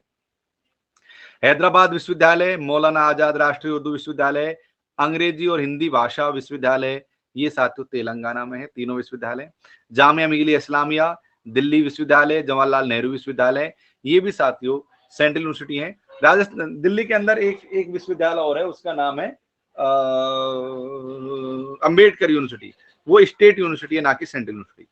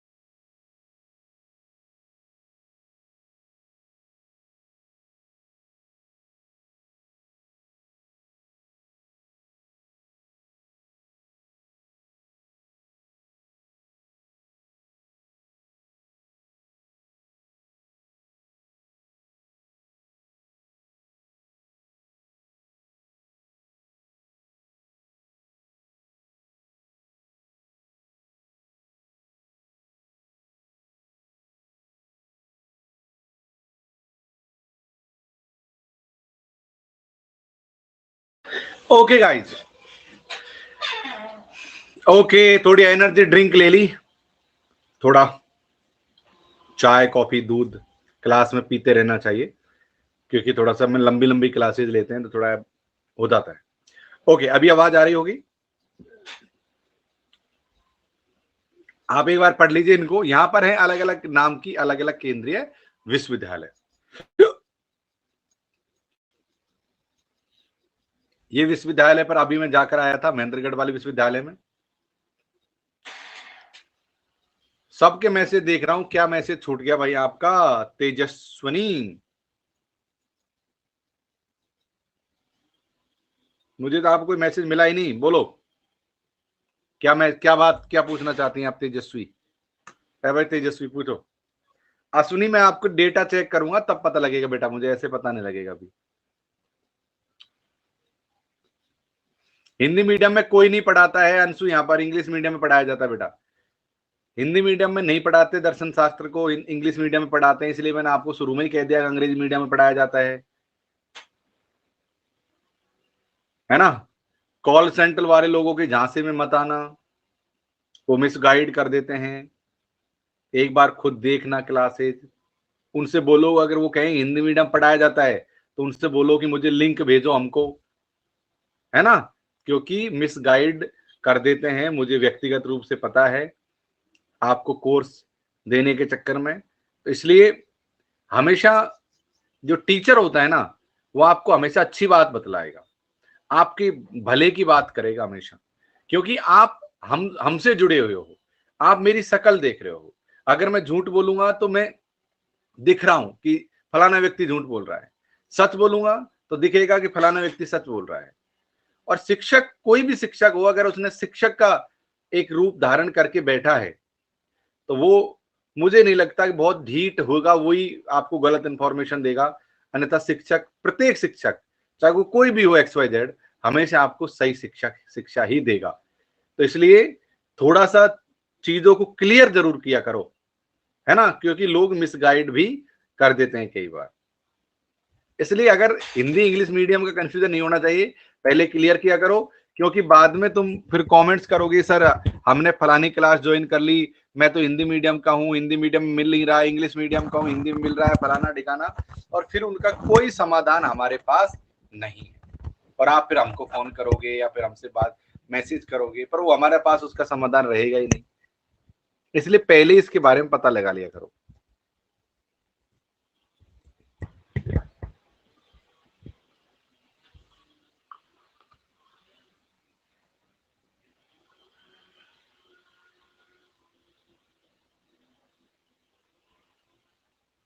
अब हम बात करते हैं स्टेट यूनिवर्सिटी के बारे में। आपके मैसेज आ रहे हैं रुचि, स्टेट यूनिवर्सिटी के बारे में आज हम बात करते हैं कि स्टेट यूनिवर्सिटी क्या होती है। प्रांतीय अधिनियम अथवा राष्ट्र अधिनियम द्वारा स्थापित किया गया नियमित विश्वविद्यालय को राज्य विश्वविद्यालय स्टेट यूनिवर्सिटी कहा जाता है। विश्वविद्यालय अनुदान आयोग धारा 12B के बाद स्थापित राज्य विश्वविद्यालय केंद्र सरकार, UGC और केंद्र सरकार द्वारा निधि हासिल करने वाले संगठनों में से तब तक अनुदान प्राप्त करने के योग्य नहीं समझे जाएंगे, तब तक विश्वविद्यालय अनुदान आयोग अनुदान प्राप्ति के निर्धारित मानकों और प्रक्रियाओं की उनकी द्वारा संतुष्टि न कर दी जाए। ओके, अब हम बात करते हैं कि टोटल स्टेट यूनिवर्सिटी कितनी है, एक बार मैं देख लेता हूं।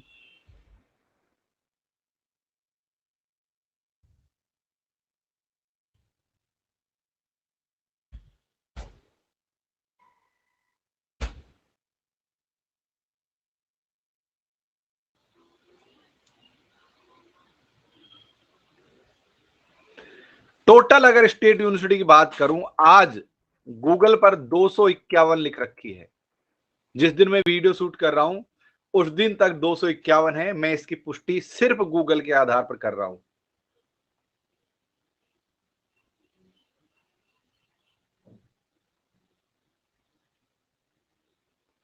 दस साल बाद पढ़ाई कर रही हैं, अपना सब्जेक्ट बताओ तेजस्विनी, अपना सब्जेक्ट बताओ। अनअकैडमी पर हमारी क्लासेस चल रही हैं, प्लस क्लास ज्वाइन कर लो, आपको हर चीज में वहां पर हेल्प की जाएगी।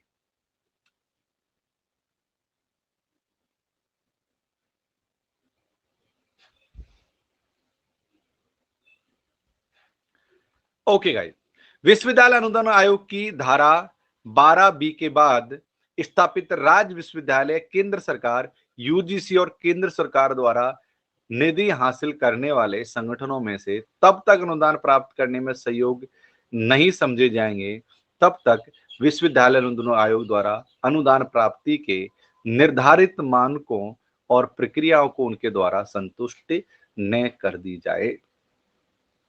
इसको कहते हैं साथियों, क्या कहते हैं इसको?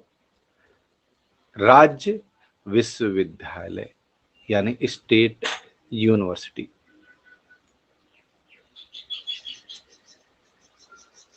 डेली क्लास होता है सुबह 10 बजे, 10 AM।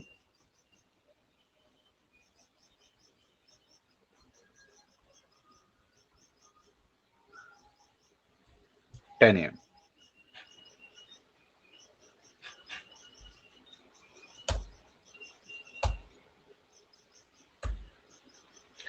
एक होता है साथियों डीम्ड यूनिवर्सिटी। आप में से कितने लोग डीम्ड यूनिवर्सिटी के बारे में जानते हैं? आप में से कितने लोग हैं जो डीम्ड यूनिवर्सिटी के बारे में जानते हैं कि डीम्ड यूनिवर्सिटी किसे कहते हैं?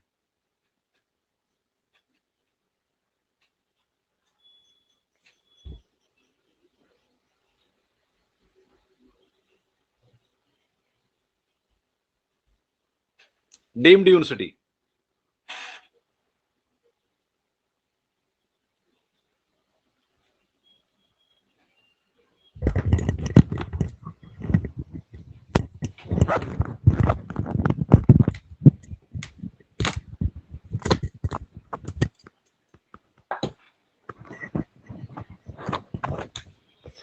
विश्वविद्यालय से इतर उच्चतर शिक्षा संस्थान जो किसी विशिष्ट क्षेत्र में ऊंचे मानकों पर कार्य कर रहे हैं, उन्हें यूजीसी की सलाह पर केंद्रीय सरकार द्वारा डीम्ड विश्वविद्यालय या सम विश्वविद्यालय के रूप में घोषित किया जा सकता है। ऐसी स्थिति में वे एक विश्वविद्यालय की शैक्षिक स्थिति और विशेषताओं का उपयोग करते हैं।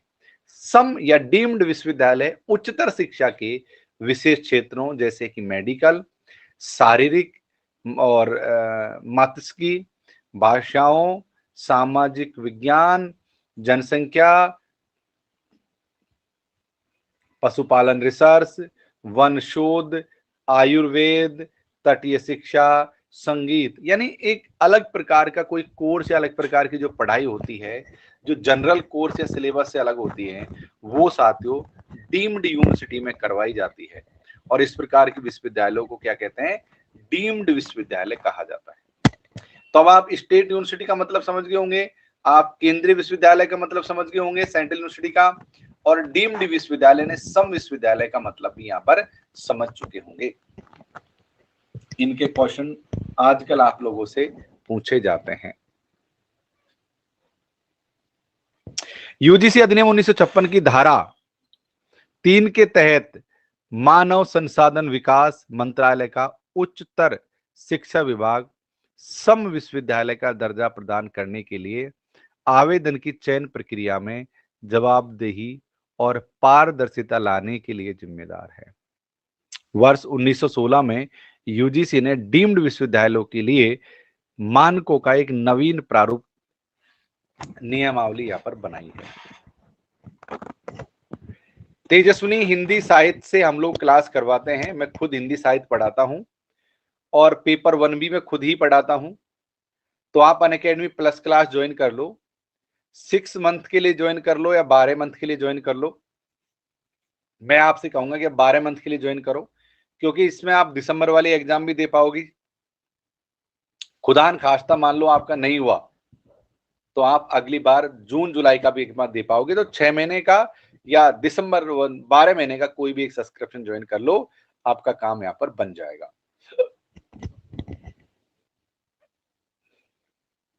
और यहाँ पर ही मैं आपको खुद मार्गदर्शित करता रहूंगा, क्या पढ़ना है क्या नहीं पढ़ना है, ऐसी तमाम चीजों पर मैं आपकी मदद यहाँ पर करता रहूंगा। तो आप मेरा आपसे व्यक्तिगत मानना ये है, व्यक्तिगत कहना आपसे ये है कि आप डेली आया करो क्लास में और डेली पढ़ा करो क्लास में, कल्याण हो जाएगा, कल्याण हो जाएगा। रुचि ज्योग्राफी की क्लास भी ज्वाइन कर लीजिए। मैं फीस बता देता हूं आप लोगों को, फीस क्या है ये सब चीजें बतला देता हूं। ज्योग्राफी की क्लास भी हम लोग करवाते हैं। देखो अलग अलग समय पर अलग अलग फीस लगती है यहाँ पर, लेकिन अगर आप में इनमें से कोई सब्जेक्ट है, आपका paper 1 commerce, Hindi, English, history, education, या इनमें से कोई सब्जेक्ट है, तो आप ज्वाइन कर लो क्लासेज। हम पेपर 1 और पेपर 2 दोनों पढ़ाते हैं। आप जब भी ऐप के अंदर जाओगे तो आपको कहीं ना कहीं गेट सब्सक्रिप्शन लिखा दिखेगा। आपको तो गेट सब्सक्रिप्शन पर क्लिक करना है, और जैसे ही आपके सामने ये फीस आएगी, प्लस लिखा रहेगा और एक आइकॉनिक लिखा रहेगा। आपको आइकॉनिक वाइकॉनिक रहने देना, आप तो केवल प्लस ही ज्वाइन कर लेना।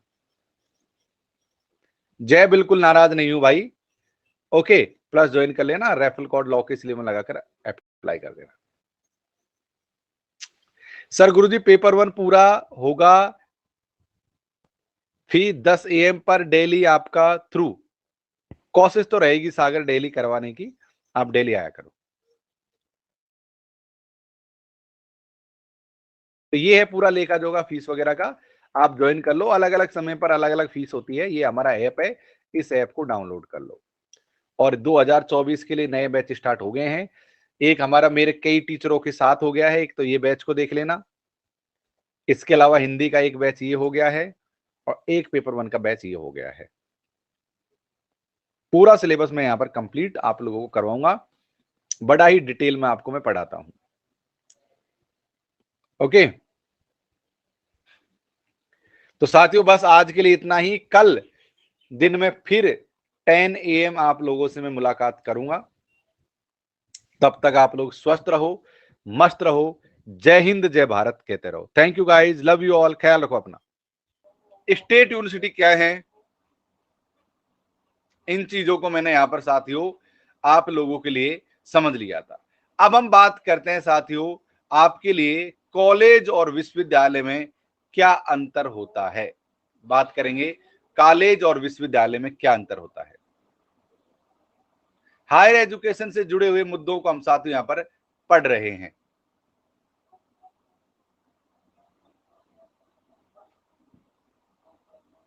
आप लोग खुद जानते होंगे ना कॉलेज और विश्वविद्यालय में क्या अंतर है, जानते हो आप?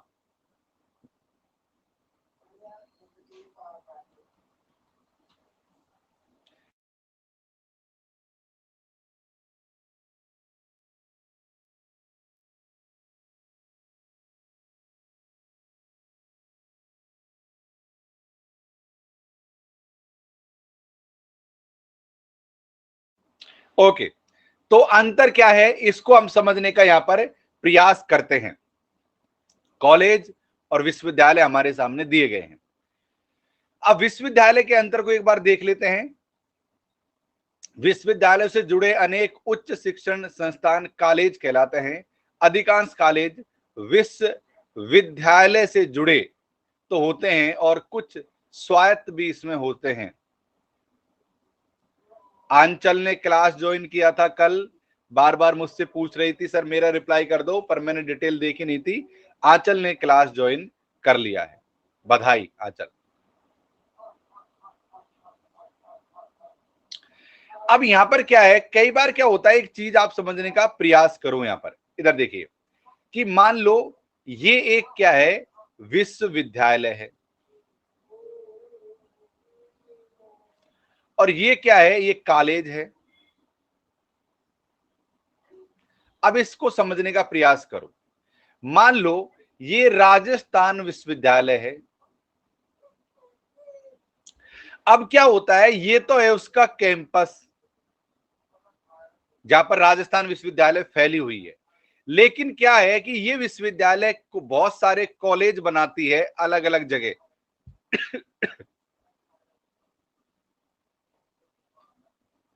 जैसे मान लो राजस्थान विद्यालय जयपुर में है, तो अलवर हो गया, दौसा हो गया, छोटे छोटे जितने भी कस्बे हैं उनमें क्या बनाए जाते हैं, कॉलेज बनाए जाते हैं। लेकिन उन कॉलेजों को देख रेख किसके थ्रू होती है, इस विश्वविद्यालय के थ्रू होती है। यानी कि कॉलेज में केवल पढ़ाई होती है, रिजल्ट देखना, कॉपी चेक करना, ऐसे तमाम चीजें यात्रियों यहां से इस विद्यालय से कंडक्ट की जाती है। तो विश्वविद्यालय के अलावा कॉलेज भी उसके अंतर्गत आती है। बिल्कुल श्वेता, आप सही कह रही हो भाई, बिल्कुल श्वेता आप सही कह रही हो। ग्रेट, आइए शुरू करते हैं और चीजों को। विश्वविद्यालय से जुड़े अनेक उच्च शिक्षण संस्थान कॉलेज कहलाते हैं। अधिकांश कॉलेज विश्वविद्यालय से जुड़े एफिलेटेड टू यूनिवर्सिटी होते हैं और कुछ स्वायत्त भी होते हैं, कुछ ऑटोनॉमस भी होते हैं। बट अधिकतर क्या होता है, जिनको फंड वगैरह देना काम क्या होता है, विश्वविद्यालय देता है। हाँ, जैसे एमडीयू, बिल्कुल। हाँ, देखो एक बात आप समझने की कोशिश करो, एक बात मैं आपको फिर से समझा रहा हूं। अगर मान लो आप पीएचडी में एडमिशन लेना चाहते हैं, आपको क्या है, मान लो आपको पीएचडी में क्या एडमिशन लेना चाहते हैं, कितने लोग पीएचडी में एडमिशन लेना चाहते हैं आप में से, यहां से आप में से कितने लोग पीएचडी में एडमिशन लेना चाहते हैं, बताइए। जो लोग बाद में देख रहे हैं वो भी बताओ। अब होता क्या है, इस चीज को ध्यान से समझने का आप लोग प्रयास करो, होता क्या है। अब होता यह है कि एमए जो है ना, एमए, एमकॉम या जितने भी पीजी डिग्री होती हैं, ये है ना यूनिवर्सिटी भी कराती है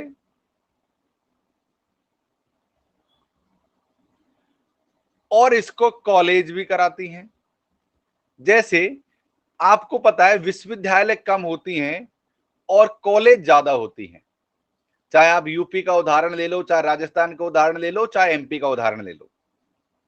मैं राजस्थान के उदाहरण के साथ आगे बढ़ता हूं।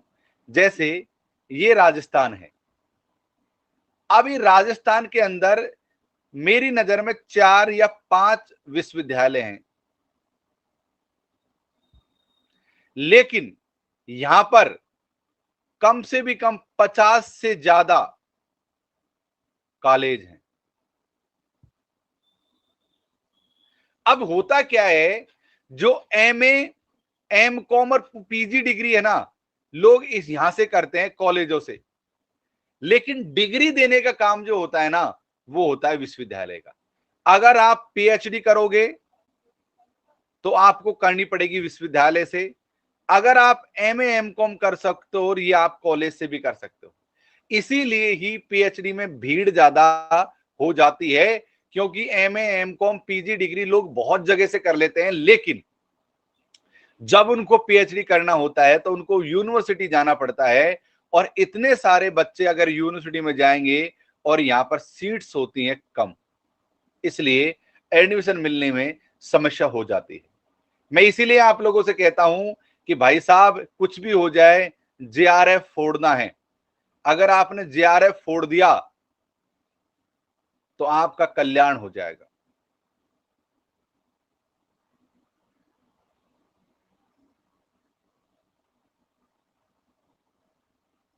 ओके, इसलिए कहता हूं कि जेआरएफ पर फोकस करो। अब तो फेलोशिप भी 50,000 होने को है, ऐसे आसार आ रहे हैं कि 50,000 आपकी फेलोशिप हो जाएगी कुछ दिनों के अंतर्गत।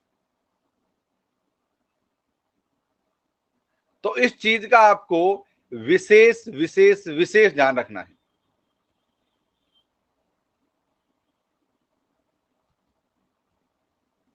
आइए आगे बढ़ते हैं, कॉलेज और विश्वविद्यालय में अंतर को आगे बढ़ते हैं। कॉलेज से जुड़े कॉलेज अपना पाठ्यक्रम विश्वविद्यालय के अनुसार ही पढ़ाते हैं, ये अलग से अपना पाठ्यक्रम नहीं रख सकते, जबकि ये अपना पाठ्यक्रम खुद बनाते हैं।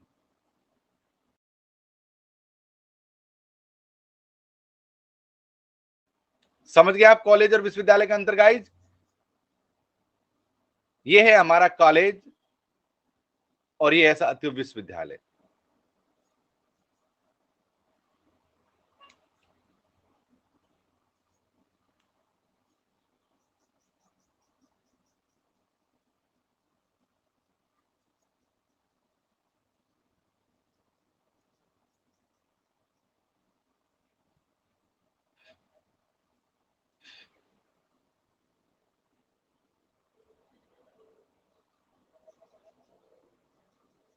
ओके गाइज, आगे बढ़ते हैं।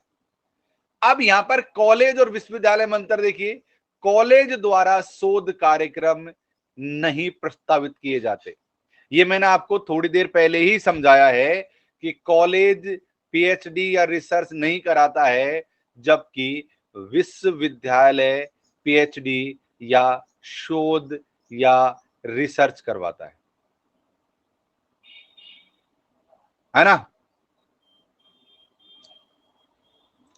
उसके बाद में आगे साथियों अध्यक्ष के ऊपर, कॉलेज को हेड डीन अथवा डायरेक्टर होता है कॉलेजों के अंतर्गत, जबकि यहां पर होता है वीसी।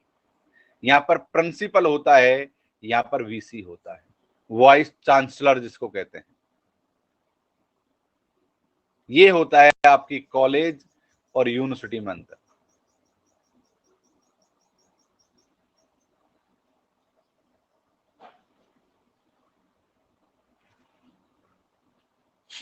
समझ गए गाइस?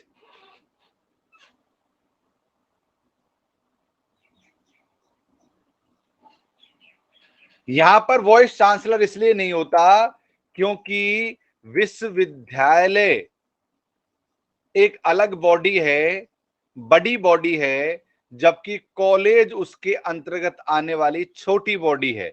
तो यहां पर प्रिंसिपल होते हैं, डायरेक्टर होते हैं, डीन होते हैं, या यहां पर होता है वीसी। क्या होता है यहां पर? वीसी होते हैं, जिनको नियुक्त कौन करता है? वीसीओ को नियुक्त करता है केंद्र सरकार। वीसी को नियुक्त कौन करता है? केंद्र सरकार नियुक्त करती है वीसी को। ओके, बात समझ लग गई आपको? कौन करता है? केंद्र सरकार वीसी को नियुक्त करती है। अब आगे बढ़ते हैं और अब अन्य चीजों पर थोड़ा सा हम अब प्रकाश डालने की कोशिश करते हैं। तो आइए सबसे पहले आप लोगों के लिए चीजों को समझ लेते हैं कि विश्वविद्यालय का कार्य किस प्रकार से होता है।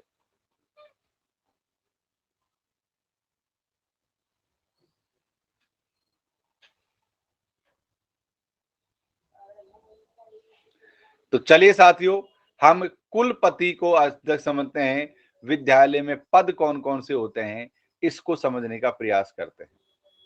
मनजीत कह रही सर, अगर 46 एज वाले नेट का टेस्ट दे सकते हैं क्या? बिल्कुल 100% दे सकते हैं। 46 क्या, 56 वर्ष वाले भी दे सकते हैं नेट का, चिंता ना करें, दे सकते हैं। देखो, सामान्य तौर पर विश्वविद्यालय के शीर्ष पर होता है कुलपति। अब ये कुलपति कौन होता है, ये भी मैं आपको समझाने वाला हूं।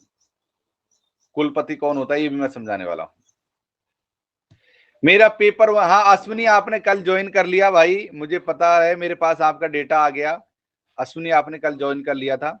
7:30 बजे से प्लस की क्लास होगी आज से। ओके, 7:30 बजे प्लस की क्लास होगी आज से। तो वीसी होता है, वॉइस चांसलर होता है, चांसलर होता है, और वाइस चांसलर के अलावा कुछ सीनेट के लोग होते हैं। आइए इनको समझने का प्रयास करते हैं। सबसे पहले कुलपति किसे कहते हैं? कुलपति जो टॉप पोस्ट होती है, वीसी उससे नीचा होता है, कुलपति से नीचा होता है वाइस कुलपति यानी उप कुलपति, इसी को वीसी कहते हैं। संस्कृत की प्लस की क्लास आप ज्वाइन करोगे तब पता लगेगा। केंद्रीय विश्वविद्यालय के अंतर्गत राष्ट्रपति और राज्य विश्वविद्यालय के अंतर्गत राज्य का राज्यपाल कुलाध्यक्ष द विजिटर होता है, और कुलाध्यक्ष के पद को विश्वविद्यालय के पदाधिकारियों की सूची में शामिल नहीं किया जाता है। कुलाध्यक्ष सरकार और विश्वविद्यालय के मध्य महत्वपूर्ण कड़ी की तरह काम करता है। कुलाध्यक्ष के पास यह शक्ति होती है कि वह विश्वविद्यालय से संबंधित किसी भी कार्य का औपचारिक निरीक्षण कर सकता है।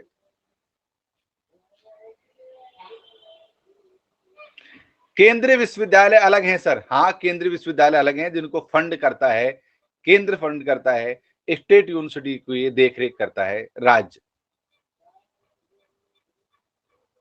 बिल्कुल अलग है, दोनों का तरीका बिल्कुल भी अलग है। ओके, अब आ गया साथियों द चांसलर। माफ करना, अब आ गया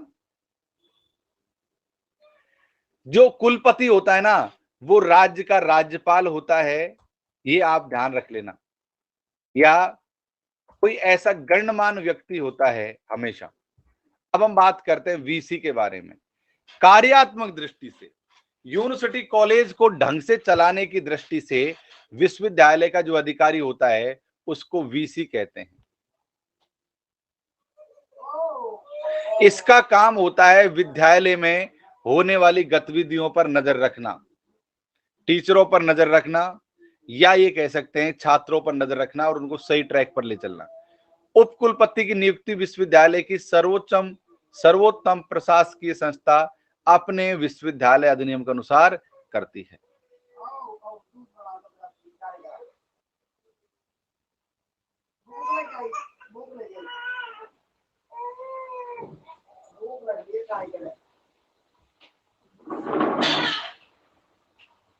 सबसे ऊपर कुलपति होता है जिसको चांसलर कहते हैं। ये कोई गणमान्य व्यक्ति होता है।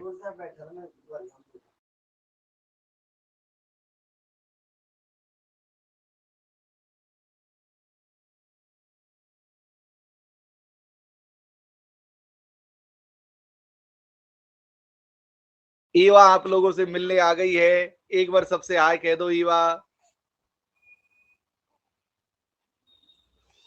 ईवा अच्छी है, बढ़िया है, हेलो कह दो सबसे। ईवा आ गई आप लोगों के लिए, देखो कैसे देख रही है मेरी तरफ पलट कर। थोड़ी ऊंची कर दूं ईवा को, नीचे हो रही है ना। रुक जा ईवा, इस तकिया पे बैठना भाई, रुक जा ईवा, रुक जा ईवा, रुक जा। अभी आपसे सबसे हाय लो करवाते हैं ईवा की। ये लो, ये लो, अब थोड़ी ऊंची हो गई ईवा। हाँ, तो वो होता है वीसी।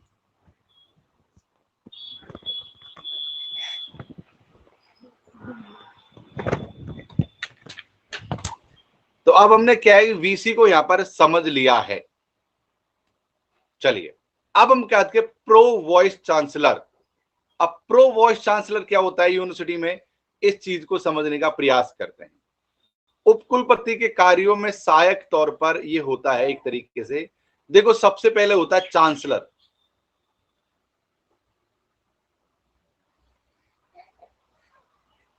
जो कोई गणमान्य व्यक्ति होता है। उसके बाद में होता है वॉइस चांसलर, उपकुलपति, या इसको कहते हैं वाइस चांसलर।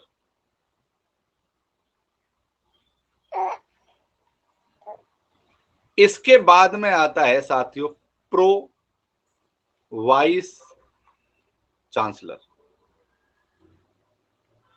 इस तरीके से तीन पोस्ट होती हैं, इस तरीके से तीन पोस्ट होती हैं। चांसलर जो कोई गणमान्य व्यक्ति होता है, जिसमें राज्यपाल भी हो सकता है, कोई न्यायाधीश भी हो सकता है। उसके बाद में वीसी होता है, जिसको केंद्र सरकार नियुक्त करती है, और उसकी हेल्प करने के लिए होता है प्रो वाइस चांसलर। ओके, अब आ जाते हैं साथियों प्रिंसिपल या डीन के ऊपर। डीन कह लो, प्रिंसिपल कह लो, या फिर साथियों, हाँ, इसमें क्या होता है, यहां पर जो सीनियर मोस्ट प्रोफेसर होता है ना, उसी को ही प्रमोट करके डीन बना दिया जाता है। विश्वविद्यालय में संकाय के फैकल्टी, शीर्ष फैकल्टी को ही साथियों यहां पर डीन बना दिया जाता है।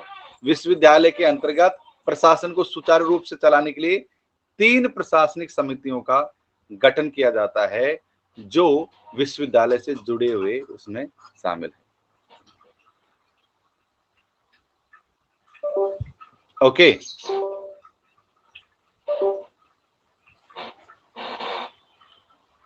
गड़बड़ मत कर। तो ये है साथियों ईवा, आइए मेरे पास क्लास में पढ़ने के लिए, आप लोगों से दोस्ती करने के लिए, क्योंकि आजकल इसी से मेरी दोस्ती चल रही है। पर धीरे धीरे जैसे जैसे बड़ी होती जा रही है, वैसे वैसे बहुत बदमाश हो रही है, अपनी मर्जी का काम करती है, ना सुनती है, बिल्कुल नहीं सुनती है हमारी। देखो पेन पकड़ लिया, ये लो, बिल्कुल भी नहीं सुनती है, बिल्कुल भी।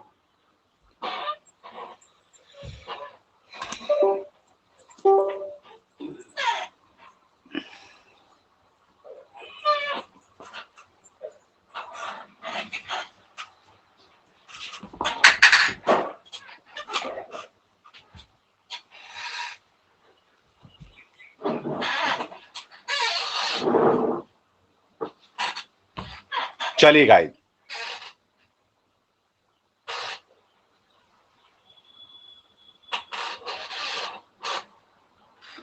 अब हम बात करते हैं सीनेट होती है, जो क्या होता है कि कुछ लोगों से मिलकर बनी हुई होती है, जो विश्वविद्यालय के फैसले करती है। अब एक चीज देखना, एसोसिएशन ऑफ इंडियन यूनिवर्सिटीज, इस चीज को ध्यान से देखो। भारतीय विश्वविद्यालय संघ, क्या क्या काम है इसके, आइए इसको समझने का प्रयास करते हैं। राधे कृष्णा, राधे कृष्णा।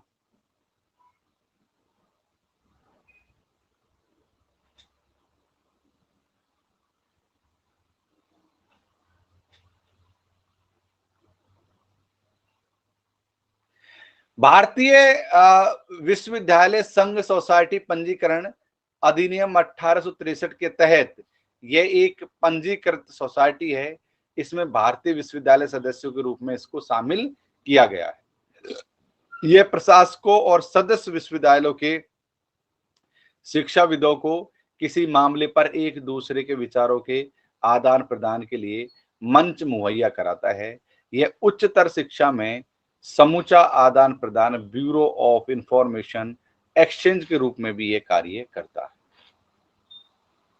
इसे कहते हैं association of Indian universities.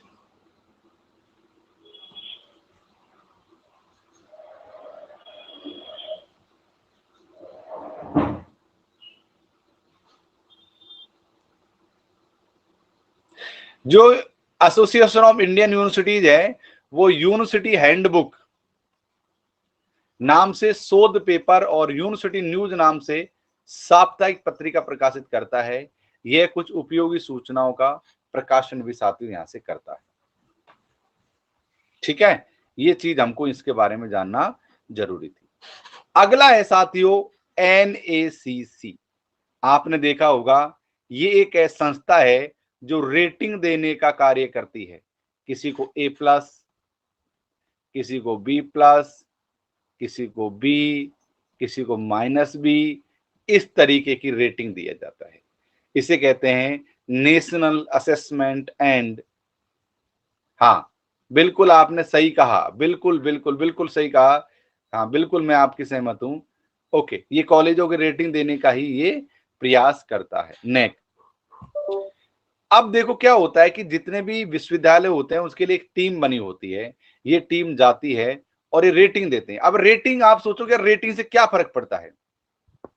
Rating से फर्क पड़ता है फंड में, कि जिसको जितनी अच्छी रेटिंग मिलेगी उसको उतना ही अच्छा फंड मिलेगा यूजीसी के द्वारा, और जितना अच्छा फंड मिलेगा उतनी सुविधाएं दी जाएगी यहां पर। इसलिए नेक की टीम विजिट करती है समय समय पर।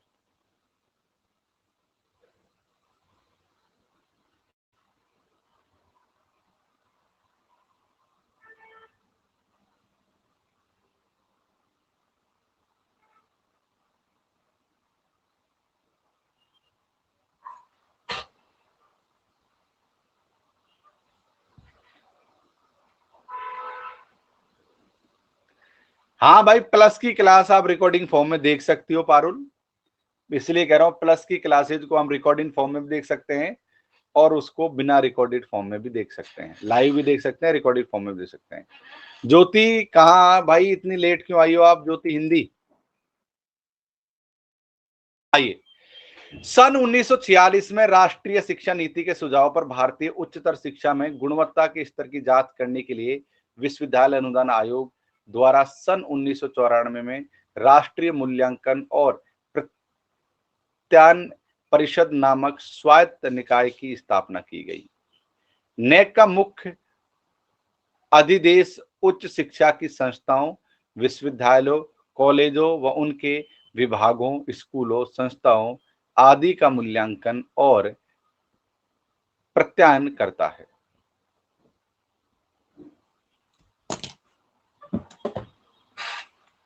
ज्योति की तबीयत ठीक है? नहीं है।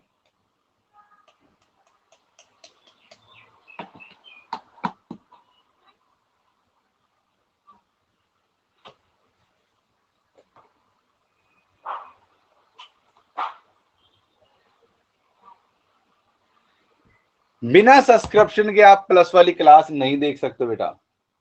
आपको इसके लिए प्लस का सब्सक्रिप्शन लेना ही होगा अगर आप प्लस की क्लास ज्वाइन करना चाहते हैं तो। अगर आप प्लस की क्लास ज्वाइन करना चाहते हैं तो आपको प्लस का सब्सक्रिप्शन लेना ही होगा, अगर आप प्लस की क्लास ज्वाइन करना चाहते हैं।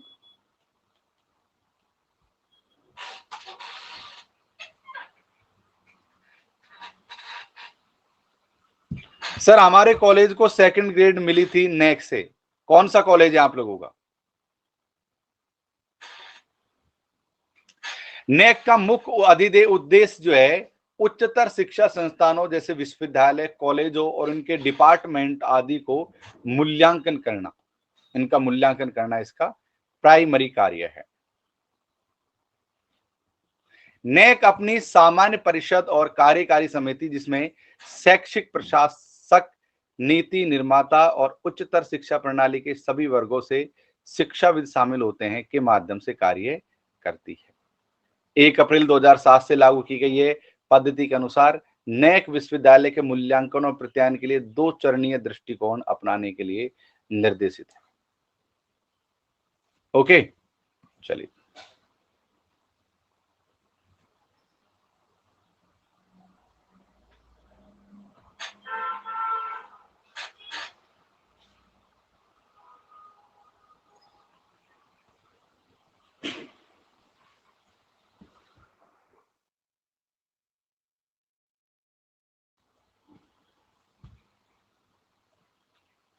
ओके गाइज, चलिए अब हम बात करते हैं कुछ और चीजों पर। अब यहां पर क्या होता है कि इसके चरण होते हैं जिसमें ए ग्रेड, ए, बी और सी ग्रेड दिए जाते हैं और डी ग्रेड के अंतर्गत इनको रखा जाता है, यानी ग्रेड ये लोग देते हैं। नेक का प्रतीक चिन्ह है एक्सीलेंट, वाक उत्कृष्टता, विश्वसनीयता, प्रासंगिकता, रिलेवेंस, क्रेडिबिलिटी। ये सब चीजें नेक के प्रतीक चिन्ह हैं। एक्सीलेंस, क्रेडिबिलिटी और रिलेवेंस, इन चीजों को माना जाता है या रखा जाता है।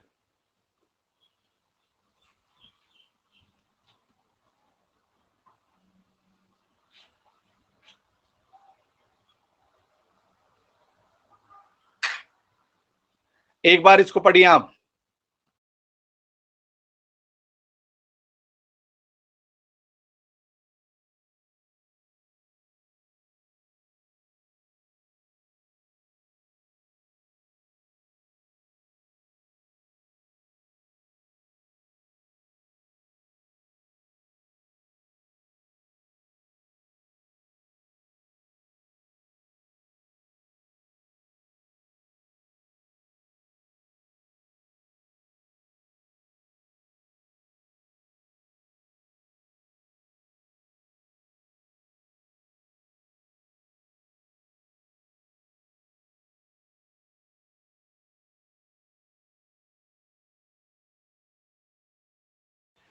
ओके गाइस, चलिए आपने इसको पढ़ लिया है। तो ये एक कमेटी होती है जो नेक की है, जिसका काम है रैंकिंग देना। एक है साथियों नेशनल बोर्ड, एनबीए, एनबीए। इसको साथियों अब हम कल पढ़ेंगे एनबीए को और इन सब चीजों को। रोज 10 बजे आना है टेलीग्राम चैनल पर, आपको डॉक्टर लोकेश वाली टेलीग्राम चैनल पर ये सारे नोट्स आपको उपलब्ध हो जाएंगे। तो आप लिखो डॉक्टर लोकेश वाली टेलीग्राम चैनल पर। तो ये नए बैच स्टार्ट हो गए हैं साथियों, पेपर 1 का ये बैच स्टार्ट हो गया है, हिंदी साहित्य का बैच स्टार्ट हो गया है, हमारा कई टीचरों के साथ ज्वाइंट बैच भी स्टार्ट हो गया है। बस आप ज्वाइन कर लो, रेफरल कोड में आपको लॉकेश 11 लगाना है, इस चीज का ध्यान रहे। चलिए साथियों, इस क्लास में जुड़ने के लिए, यूं ही प्यार बनाए रखने के लिए आप सभी का खूब धन्यवाद। आपको रोज 10 बजे आना है। बहुत शुक्रिया आपका, बहुत thank you, thank you, thank you, thank you, thank you, thank you guys, love you all, ख्याल रखो, थैंक यू।